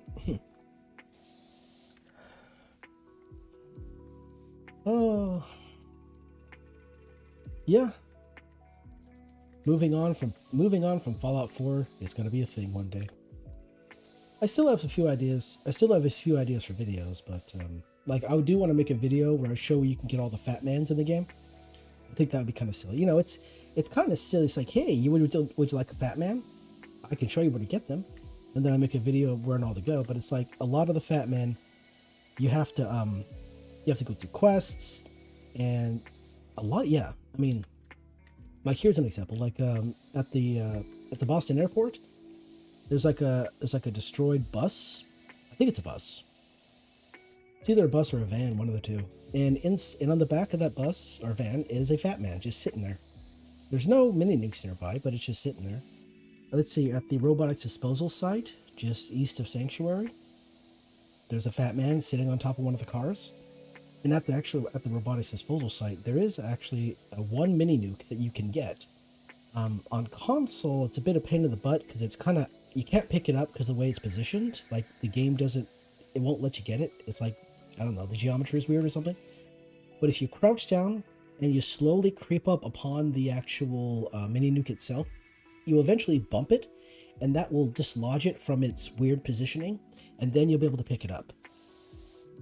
But you have to slowly bump into it because the physics in Fallout 4 is all kinds of wonky and broken. Especially with the most recent update, it's very wonky and broken. It's ridiculous, to be honest. Because Fallout 4 physics has always been silly, but the update made it even worse. And the update also messed with VATS too, which is really super annoying because the build I like to run, relies on VATS. That's what I'm going to say. Not requires VATS, but relies on VATS. And because it's now that the VATS system's all messed up because of the update, well, it works most of the time, but not all the time, which is the annoying part. But yeah, because of the update, that's kind of the reasons I want to revert it back to its previous version of the game, so that I can actually use some of the more popular mods. Because there are mods that have been updated for the update, but because the update has left things rather unstable when it comes to mods,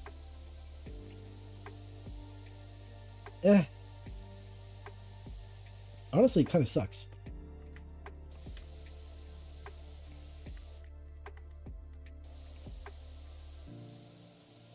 And the funny thing is, like, there is some stuff in the game that people aren't just really that interested in. I know Bethesda I don't know if they've tried or not, but Bethesda put new Creation Club content in the game in the hopes of, like, making people a little bit happier, but giving them new stuff. Like, the X02 Power Armor is probably the best thing that they did for the update. And I have a video on how you can get the X02 Power Armor. And I even have a video of me doing it at level 1. I'm sorry, no, level 2. Yeah, I was level 2 by the time I actually got it. And in my Power Armor location video, I show you how to get the Power Armor the intended way, I guess you could say. Well, not really the intended way, but I show you how to use a bit of an exploit to get the Power Armor early if you wanted it. Excuse me.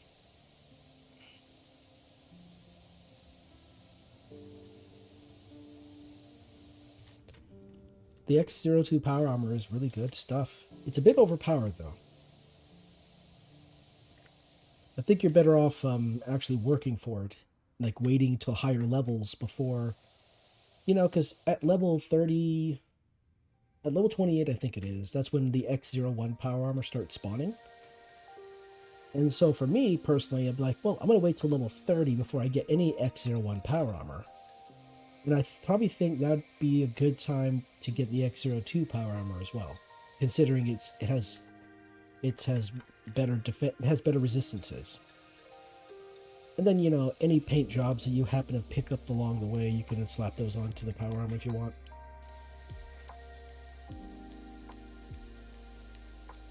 Honestly, I mean, there was a comment that I saw in one of my videos that said Fallout 4 more or less ruined power armor. And yeah, that's rather true. That's a bit on the true side right there. I mean, if you haven't played any of the previous games, power armor was a very unique thing that you had to put an effort to get. That was until, well, especially in Fallout 3. In Fallout 3, here's an example. In Fallout 3, before the Operation Anchorage DLC came out in Fallout 3, you basically had to play through a huge chunk of the main quest line before you could even get training to use power armor. And then you would go off into the world and you'd find, whatever set of power armor you wanted to, right? You could have your Hellfire power armor, you could have your Medic power armor, you could have your Tesla power armor, whatever it is you wanted, but you still needed to get that training, and you had to be with the Brotherhood of Steel to get it. But when the Operation Anchorage DLC dropped, they released that came with winterized power armor, which honestly is the best power armor in the entire game. And the silly bit of it is, all you gotta do is finish the Operation Anchorage DLC, and you can obtain the power armor, and you can use it. You don't need to go to the Brotherhood of Steel to learn how to use the power armor. The game just lets you use it. In Fallout New Vegas, you had to get with the you had to get with the remnants of the Enclave remnants, and they would teach you how to use power armor, then you could use the power armor. So there was quite a bit of effort you had to put into getting power armor in Fallout 3 and New Vegas. Especially New Vegas, because they didn't hold your hands. They didn't hold your hand. You had to put in the effort, or you weren't going to get what you wanted. And that's one of the reasons why New Vegas is one of the better games out there. The only unfortunate thing is that New Vegas, if New Vegas had the same kind of combat system that Fallout 4 has, it would be amazing. Which is why I'm really interested. Hey, are you? Oh, you are Dirt. Okay. There we go. There are several mods. Well, there are several people working on mods to bring New Vegas and Fallout 3 into Fallout 4's engine. One of the more successful versions of that particular endeavor is Fallout London. But from what I hear, it's very... what is it? It's about as stable as like a Florida Man on bath salts. At least that's what I hear. I've seen a little bit of gameplay, so it's really interesting looking. And you can actually find Preston Garvey in New London. Or in London, excuse me. He's just standing by a bridge, and he doesn't have any of his usual dialogue. He's just standing there. I mean, sure, it was a short video, but I kind of wonder if they have if the people who made London, Fallout London, actually had any kind of plan for Preston Garvey. Maybe he'll like show up as some kind of a character that, is part of some sort of action or activity. I don't know.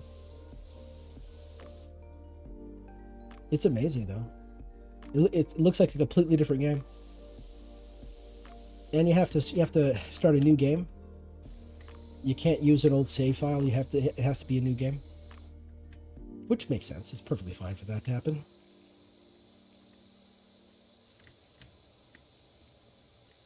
And people are also bringing Fallout 3 to Fallout 4's engine. So they've already worked on there's already one, what is it, Point Lookout? Yeah, Point Lookout. So they have one already finished, and one of the DLCs already finished for Fallout 4's Point Lookout. You can download that and actually travel to that place and do stuff there. They're also right now, last I heard, there was a group working on the Pit, which is going to be interesting. Which I think is going to be interesting. The Pit is a good one. The most annoying thing about the Pit was collecting all of the ingots.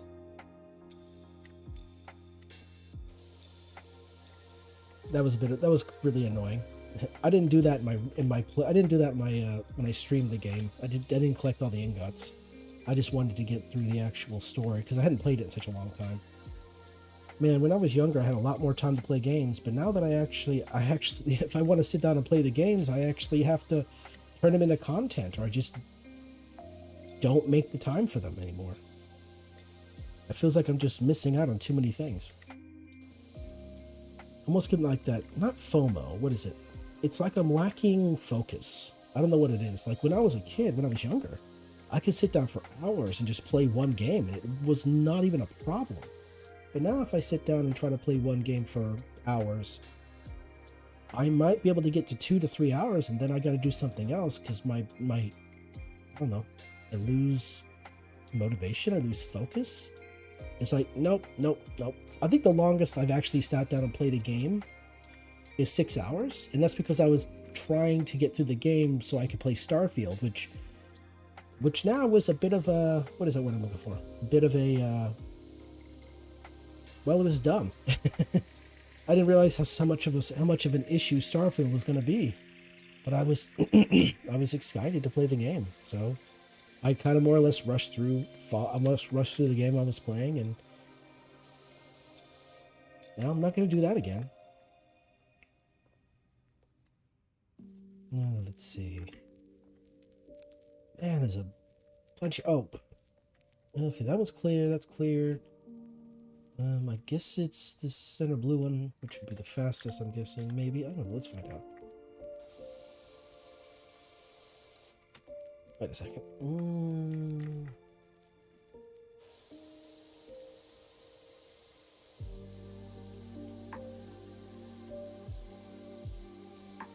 Let's see. Games to play on the channel. Well, obviously, like a very modded version of Fallout. Eventually, someday in the future, a very modded version of Skyrim. I'd like to do that. I do want to do like I think I mentioned it before, but there's a project I'm calling it the Final Fantasy Project, where I play all the different Final Fantasy games on my channel. I doubt that I'll ever touch any of the MMOs when it comes to Final Fantasy, because Final Fantasy 11 is an MMO and Final Fantasy 14 is an MMO. I've played 14. Didn't get too far, but I have played it. And I do like the graphics, but it does remind me of kind of MMOs I've played in the past. But the presentation is great. The characters are neat. The voice acting is on point. Some of the videos I've watched of the game are kind of silly, where people lose their mind over silly things, over some things. But yeah, so like I had the idea that I would play Final Fantasy 1 through 10, and then I'd play 12, 13. But there's like 3 games of 13. There's like 3. It's like a threequel. I'm not too sure I want to do that. And I tried playing 13 back in the day on the 360, I think it was. But I don't know. It didn't catch me. And of course, there's Final Fantasy VII and then Final Fantasy VII Remake, and now there's Rebirth. So I gotta figure out how I'm gonna play those ones. Do I play the original Final Fantasy VII first, and then play those after, or do I wait until after? Do I play them in numerical order? Do I play them in chronological order? Because I think it makes a lot more sense to play them in chronological order, when they came out, other than, when they're in numerical order. I've never played Final Fantasy IX. I tried playing 7. I started 7, didn't finish it. I started 8, didn't finish it. Never played 9. I played 10, finished it several times. I tried playing 11, but I could never. It was like the first MMO I got introduced to, and I had no idea what I was doing. So I just kind of got. One, I didn't have the wherewithal to even think about going online to look up guides or anything like that to figure out what I'm doing. And so I just got frustrated with it and I just stopped playing it. Of course, when I tried to play it for the first time was back when the PS2 was still out there, and I went out and actually bought a PS2 with a hard drive in it, just so I could download the game to try to play it. Man, I wonder if those still exist. I wonder if you can find a PS2 with a hard drive in it. That was a million years ago. Huh.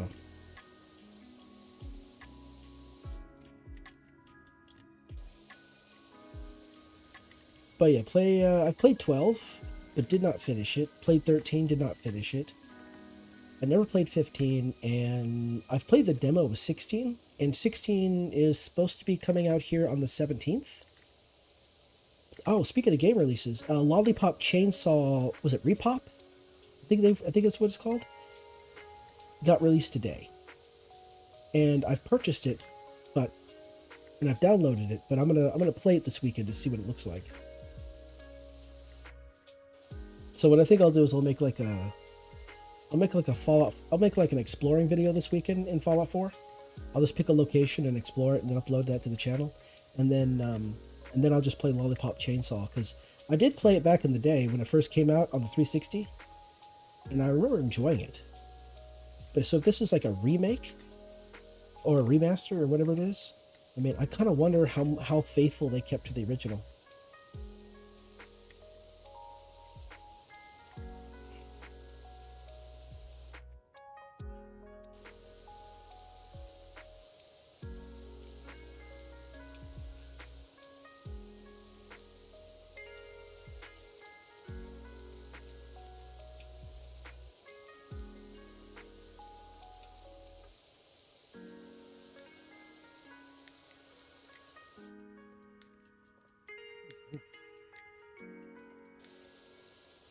Hard to yap, it's really difficult to yap for long periods of time. There we go. Alright, so the floor is the floor completely done?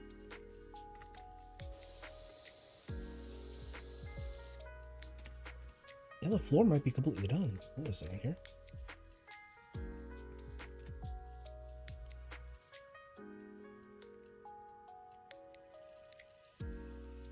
Well, you know what we're going to do? We're going to start over here on the stego, and then we're going to move on to the actual structure over here. There we go. That's the word I'm looking for.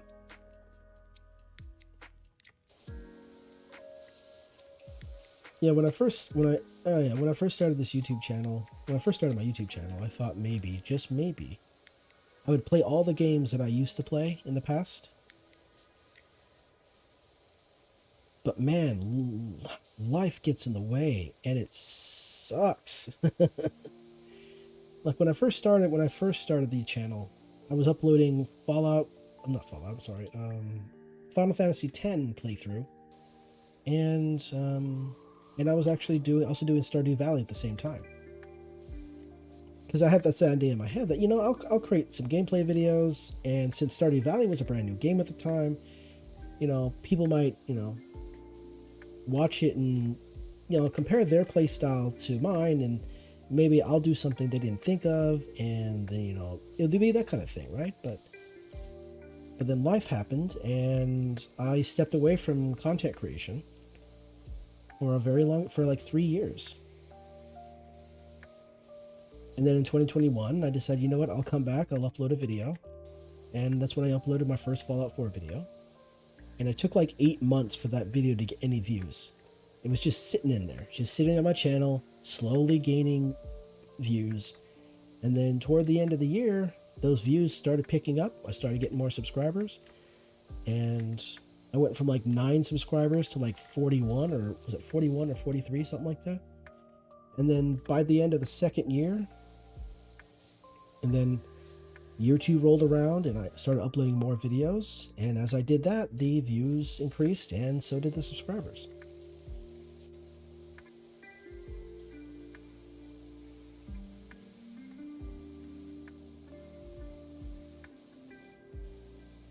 And then toward the beginning of this year, I finally got enough subscribers. I went past that 1,000 subscriber mark and was able to get monetized. And now here we are in September, September of 2024, and at the beginning of the year I had like 900 subscribers, and now I have, oh, how many do I got now? got a bunch now. We'll be out here. Come on. Oops. I'm blocking my camera. I have over 8,000 subscribers now. That's crazy. That's wild.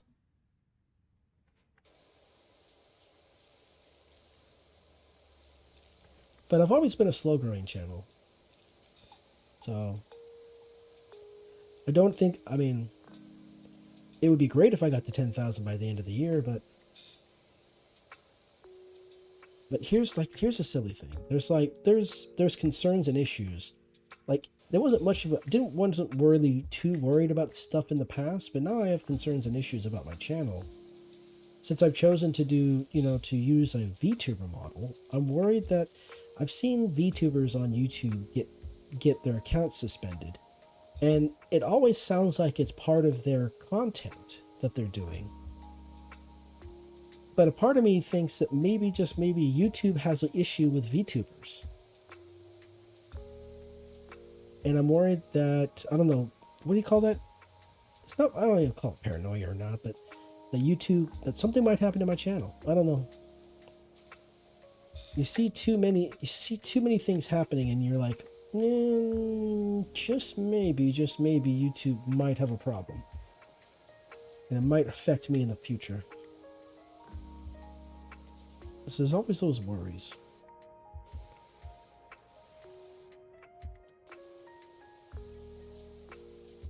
Because, like 3 years of work and it just disappears, evaporates off from the face of the world. 5 years of work, 10 years of work, evaporated from there. Evaporates from the face of the world. That's pretty terrible.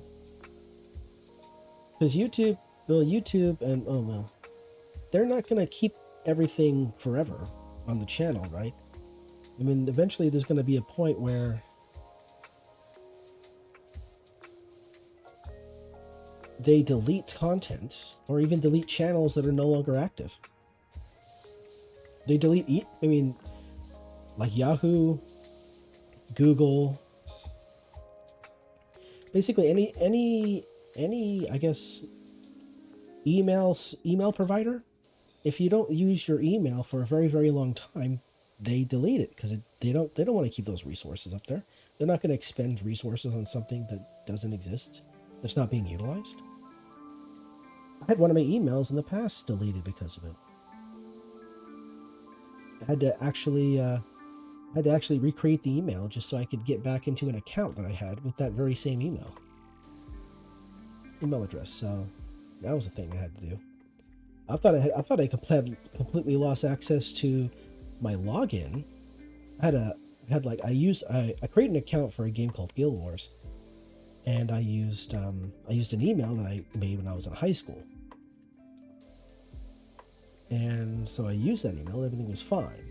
Wasn't a problem. And then one day I had to log into my Guild Wars account. It's been a while.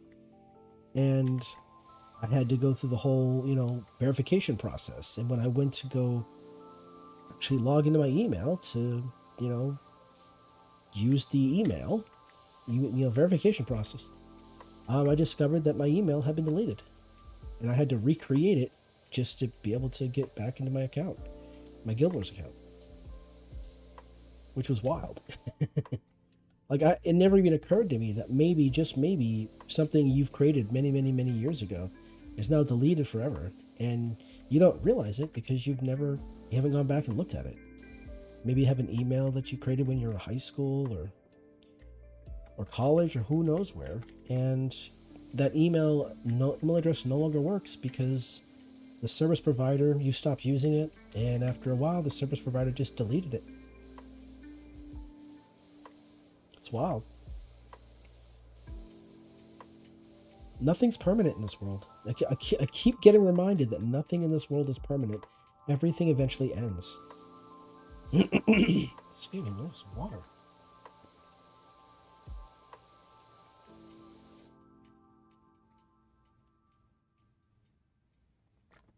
Okay, well that's one bottle of water down. Let me grab the second one here. I always got two bottles of water with me whenever I'm streaming. Because I'm going to be yapping. I'm going to need water to, help with the yapping.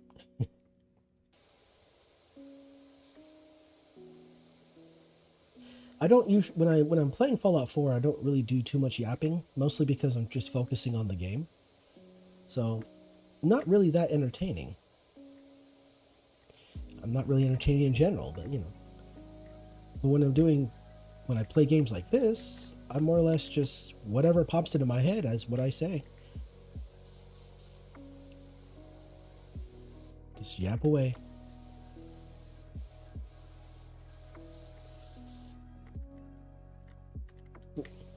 I found when I was when I was younger, I didn't really care too much to talk to too many people. I had like a small group of friends. But as I got old, and I didn't really talk much at all. I'd spend most of my time just like observing people and learning from them. And then when, then whenever I felt I had something to say, I would I would speak up. So whole stego slide is good. I really wish there was a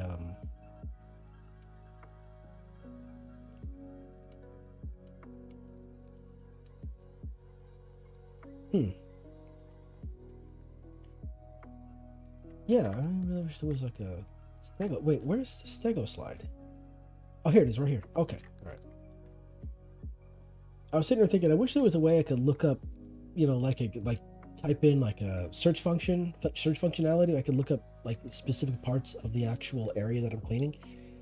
But I suppose that's not really necessary. It's all listed right there. You just gotta take the time to look. All right. So what should I do? Should I go from top to bottom or bottom to top? I'll go top to bottom. Why not? So how do I get up there? Ladder. Ladders. There we go. Ladder.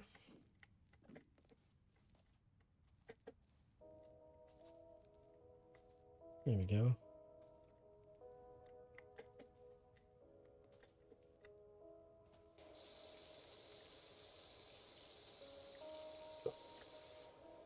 Interesting. Why is it like this? Why can't I go back and forth? Why does it lock me in place? That's weird. Like, I'm locked in place. I can't move. I can move back and forth, but once I go forward, something blocks my actual movement. What's going on with that? Like, I can move out of it.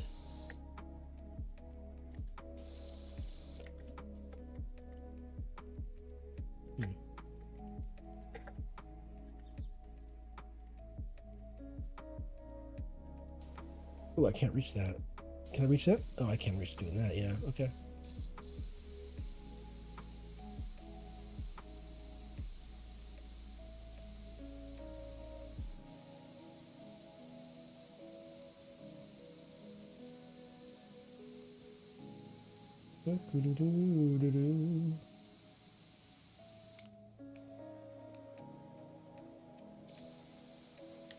I really enjoyed this music. I bought this music off of, I think it was Etsy. There was like a sample of it. And I'm like, yeah, I'll buy this. I bought the music, and the actual, the creator of the music actually sent me a folder with a bunch of different things in it, with like a couple things in it to help me out. Like a like and subscribe, animation for the channel, which I have used in the past, but I've noticed there's something with it that I can't seem to. There's an issue with it, but I don't know. Maybe it's my editing software that's the issue. Maybe there isn't actually anything wrong with the animation, but the editing software has been being a bit of a pain in the butt. So I might have to get new editing software.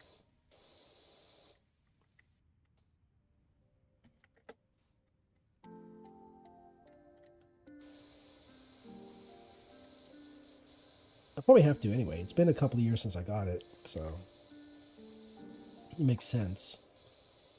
I'm using what is it called? Vegas Pro 20. I think they're up to like Vegas Pro 23 or something like that. So I should probably get the new one.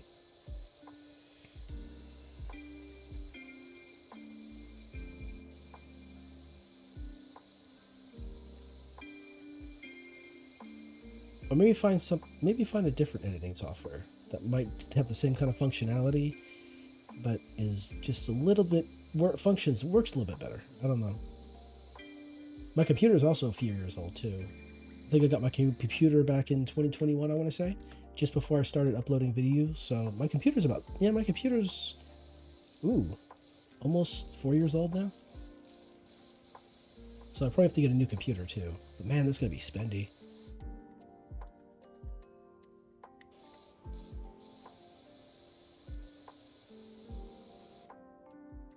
I wonder, where should I go to get a new computer?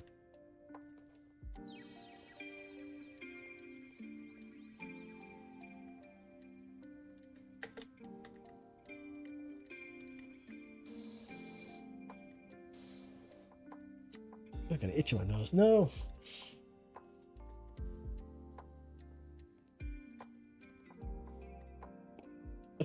Wow, I just jumped right off. I'm so good at this game. Wow.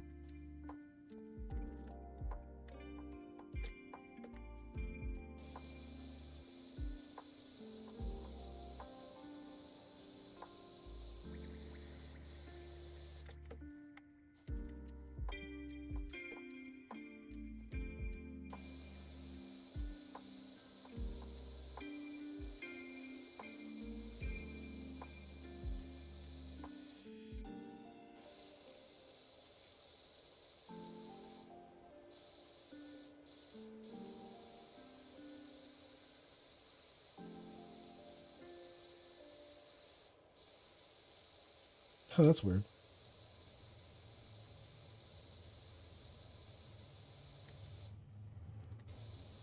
Huh, like I changed the angle of it, and now I can move.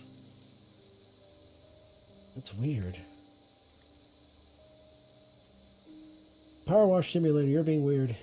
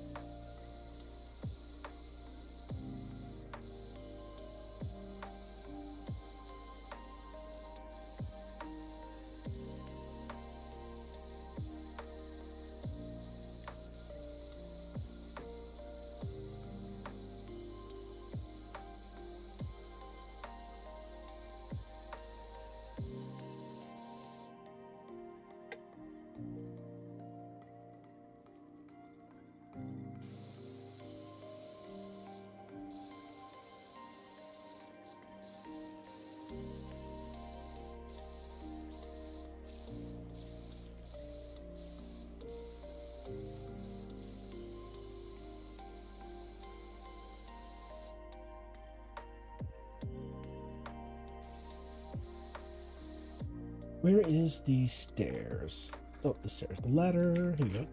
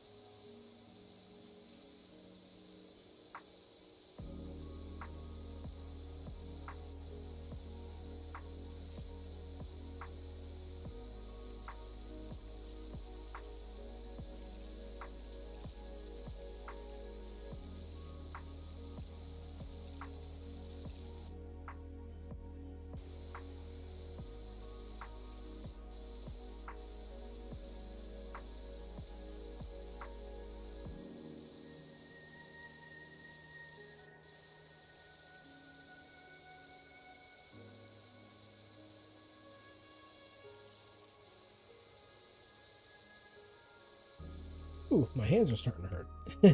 I found that if I play a game for a while, if I play a mouse and keyboard game for a while, my hands start hurting. So, and since I've been yapping for so long, oh, hello. This is an extraordinary Dr. Power Wash. We got the details from Cal. We got a dirty old house that needs some TLC. Cora Smith and Jenny Pebbles. Okay. I still wonder why they use fancy pants shock absorbing rubber compounds for the playground flooring and not good old fashioned Chris.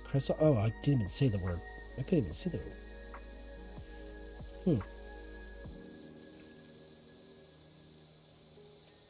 That one's clean. Finally, something got cleaned. Yay. Let's see. Oh, this thing is still dirty. How do I undirty it? That's a good question right there, huh? Oh, do I just jump up and down?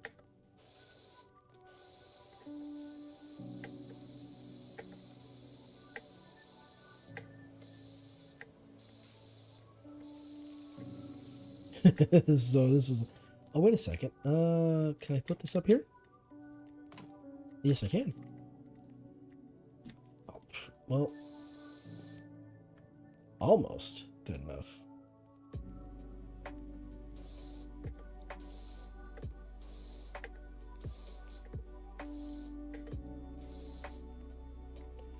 Oh. Oh. That was so silly.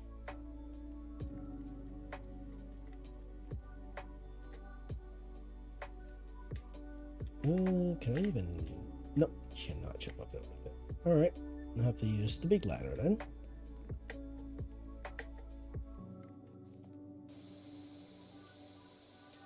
There we go.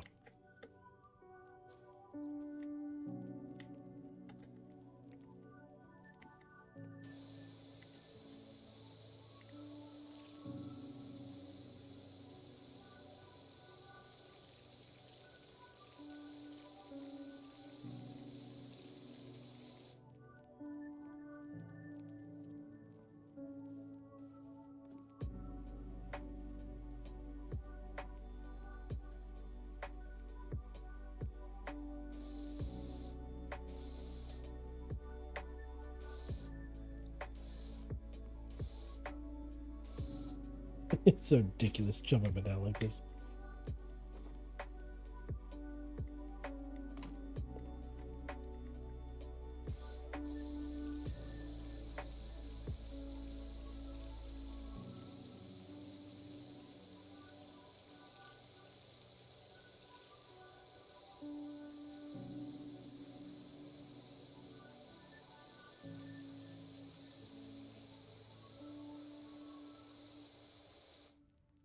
Although it did, I was sitting there thinking about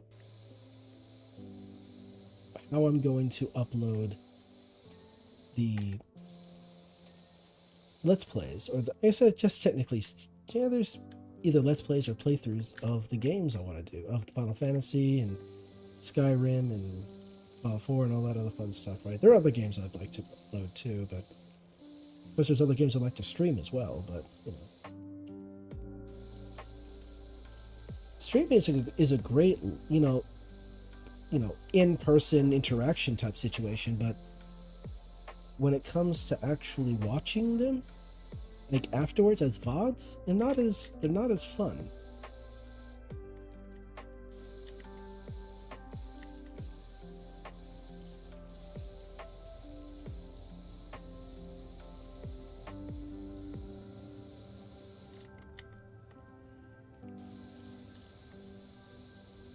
And so I think I'll have to focus more on just creating content to upload to the channel than on streaming the content. There'll probably be a better time investment there, as much as I like streaming. Streaming takes up a lot of time.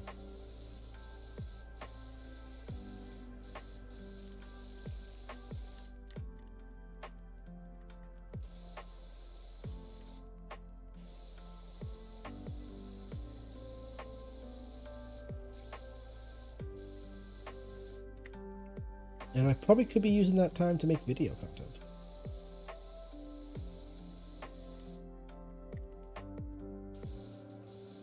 But since I don't really make video content on during the week, I do that on the weekends. Maybe that would be maybe that'd be a good trade-off right there.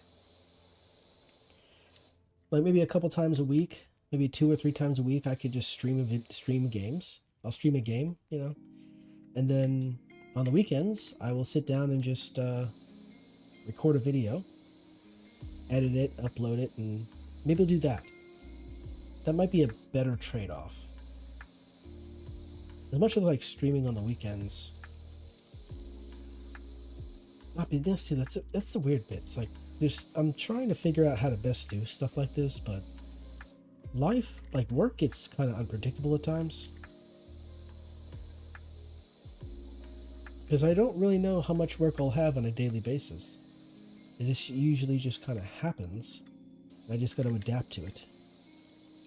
I mean, we should know exactly how much work we got coming in. I mean, it is warehouse. There are people making deliveries. They'll tell us when the deliveries are going to be here. So why won't they just tell us when the deliveries are going to be here? I don't know.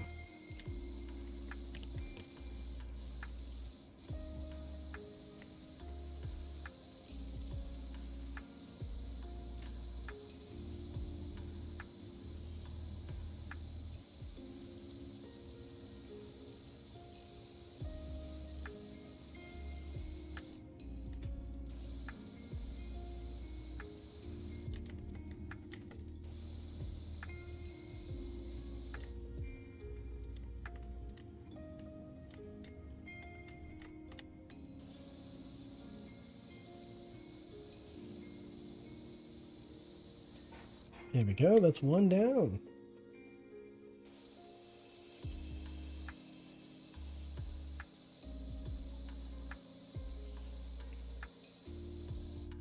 Let's see here.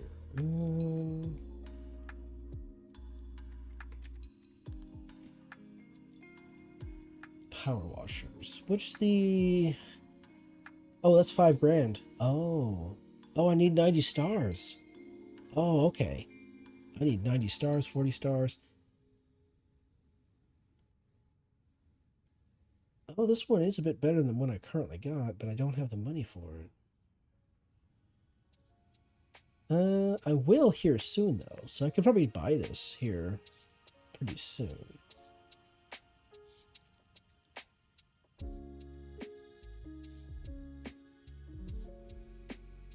Wait, what? Oh, I can't buy it. Wait, I can't buy it?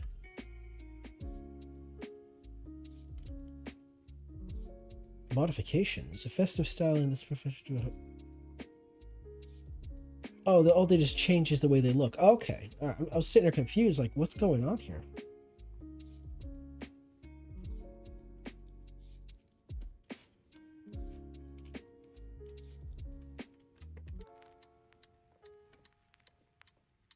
Yeah. So... Oh, right here.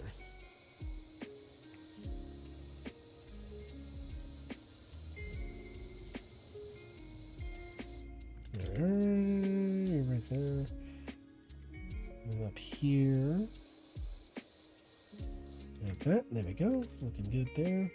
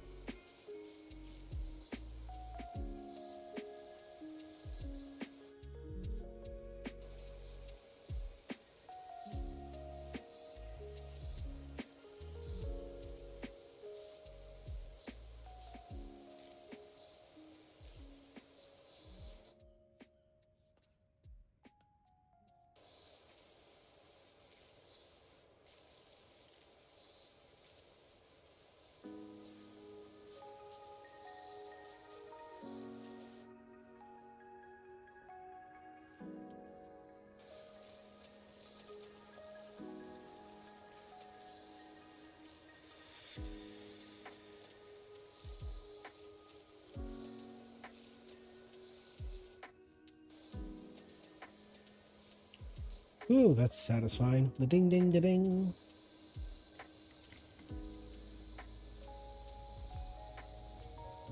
Yeah, my voice is kind of feeling a bit rough now. I don't usually spend a lot of time talking, so I figured I'd be used to it after a while, but maybe do I have to talk more to get used to it, or...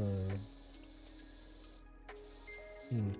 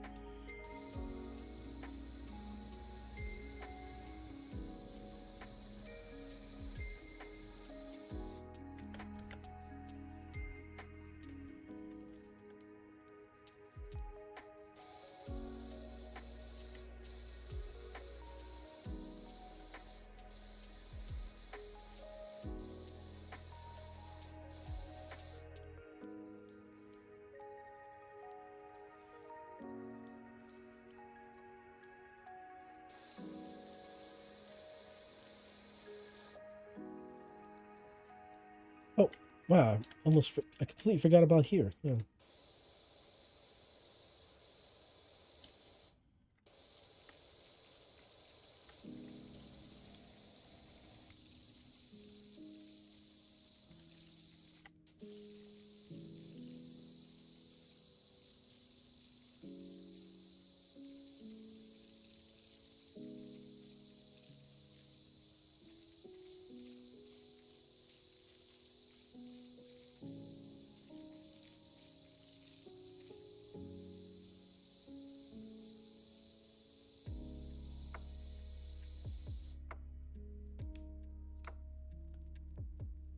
Oh boy. Let's see. What do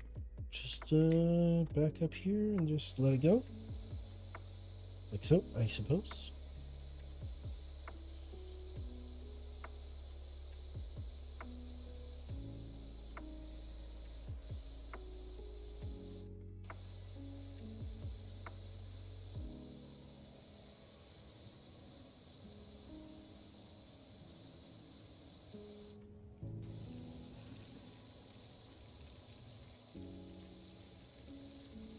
Oh, I just got hit with a yawn. Okay, I think it. Yeah, it's definitely time to start to wrap it up.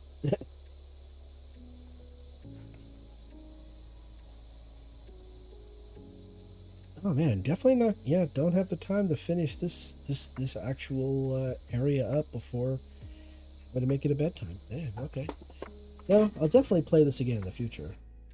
It's a neat little unwinding game. It allows me to yap a little bit. But like I mentioned before, when I'm playing Fallout 4, I'm just focusing on the game. And sometimes thoughts enter my brain and I just don't voice them. But when I'm playing a game like this, it's like I can just talk and talk.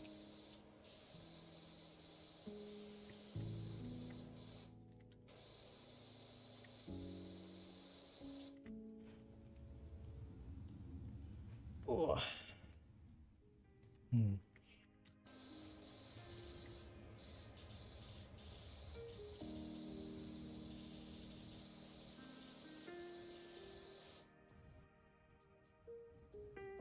Ooh, let's see. Oh, this is not still not clean yet, huh? Probably back here, right? Oh yeah, it's back here, yeah.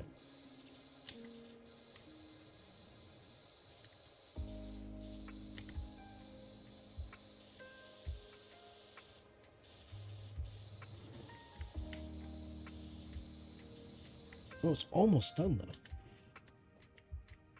Maybe this side will work. Come on. There we go. Ding. Very nice. All right. Oh, so What to do, what to do, what to do. I'm going to try... I've never actually raided anybody before, so I'm going to try to raid something. Let's see, who... Does this work? Alright, let's go to the Twitch. Alright, let's not put that on the screen here. Just,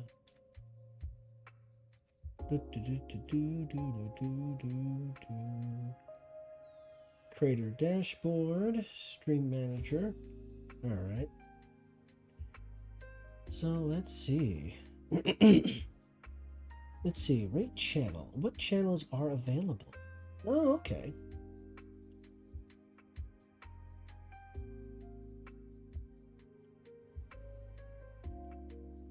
Quite a few people. Okay.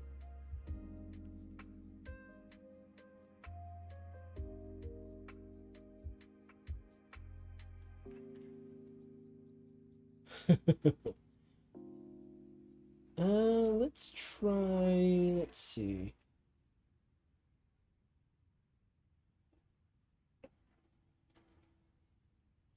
Oh, you know what? Let's see actually who is like, I have followers. I'm not followers, I'm sorry. There are people I follow. Oh, okay. You know, people always ask me, Kevin. No, people are not asking. Oh, interesting. You know what? Let's I'm gonna try to raid. Yeah, let's see if we can raid Takahata. I haven't watched him in a very long time, but let's see if I can raid him. He might be a busy guy, so it might not work, but let's find out.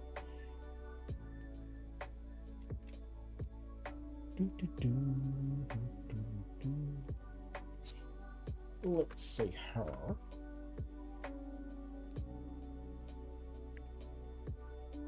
Takahata 101. There we go. Let's see. Oh, okay, looking. Okay, it looks okay. Let's see if we can do this here.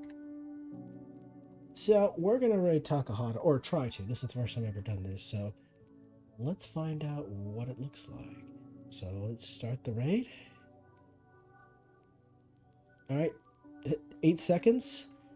So be good, you know, be nice, say hi.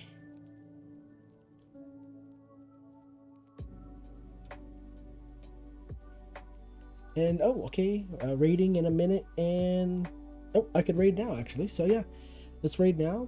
Be nice, say hi, and hope everybody has a great evening. Yeah, again, I love your faces. Thank you for watching, and I'll see you next time.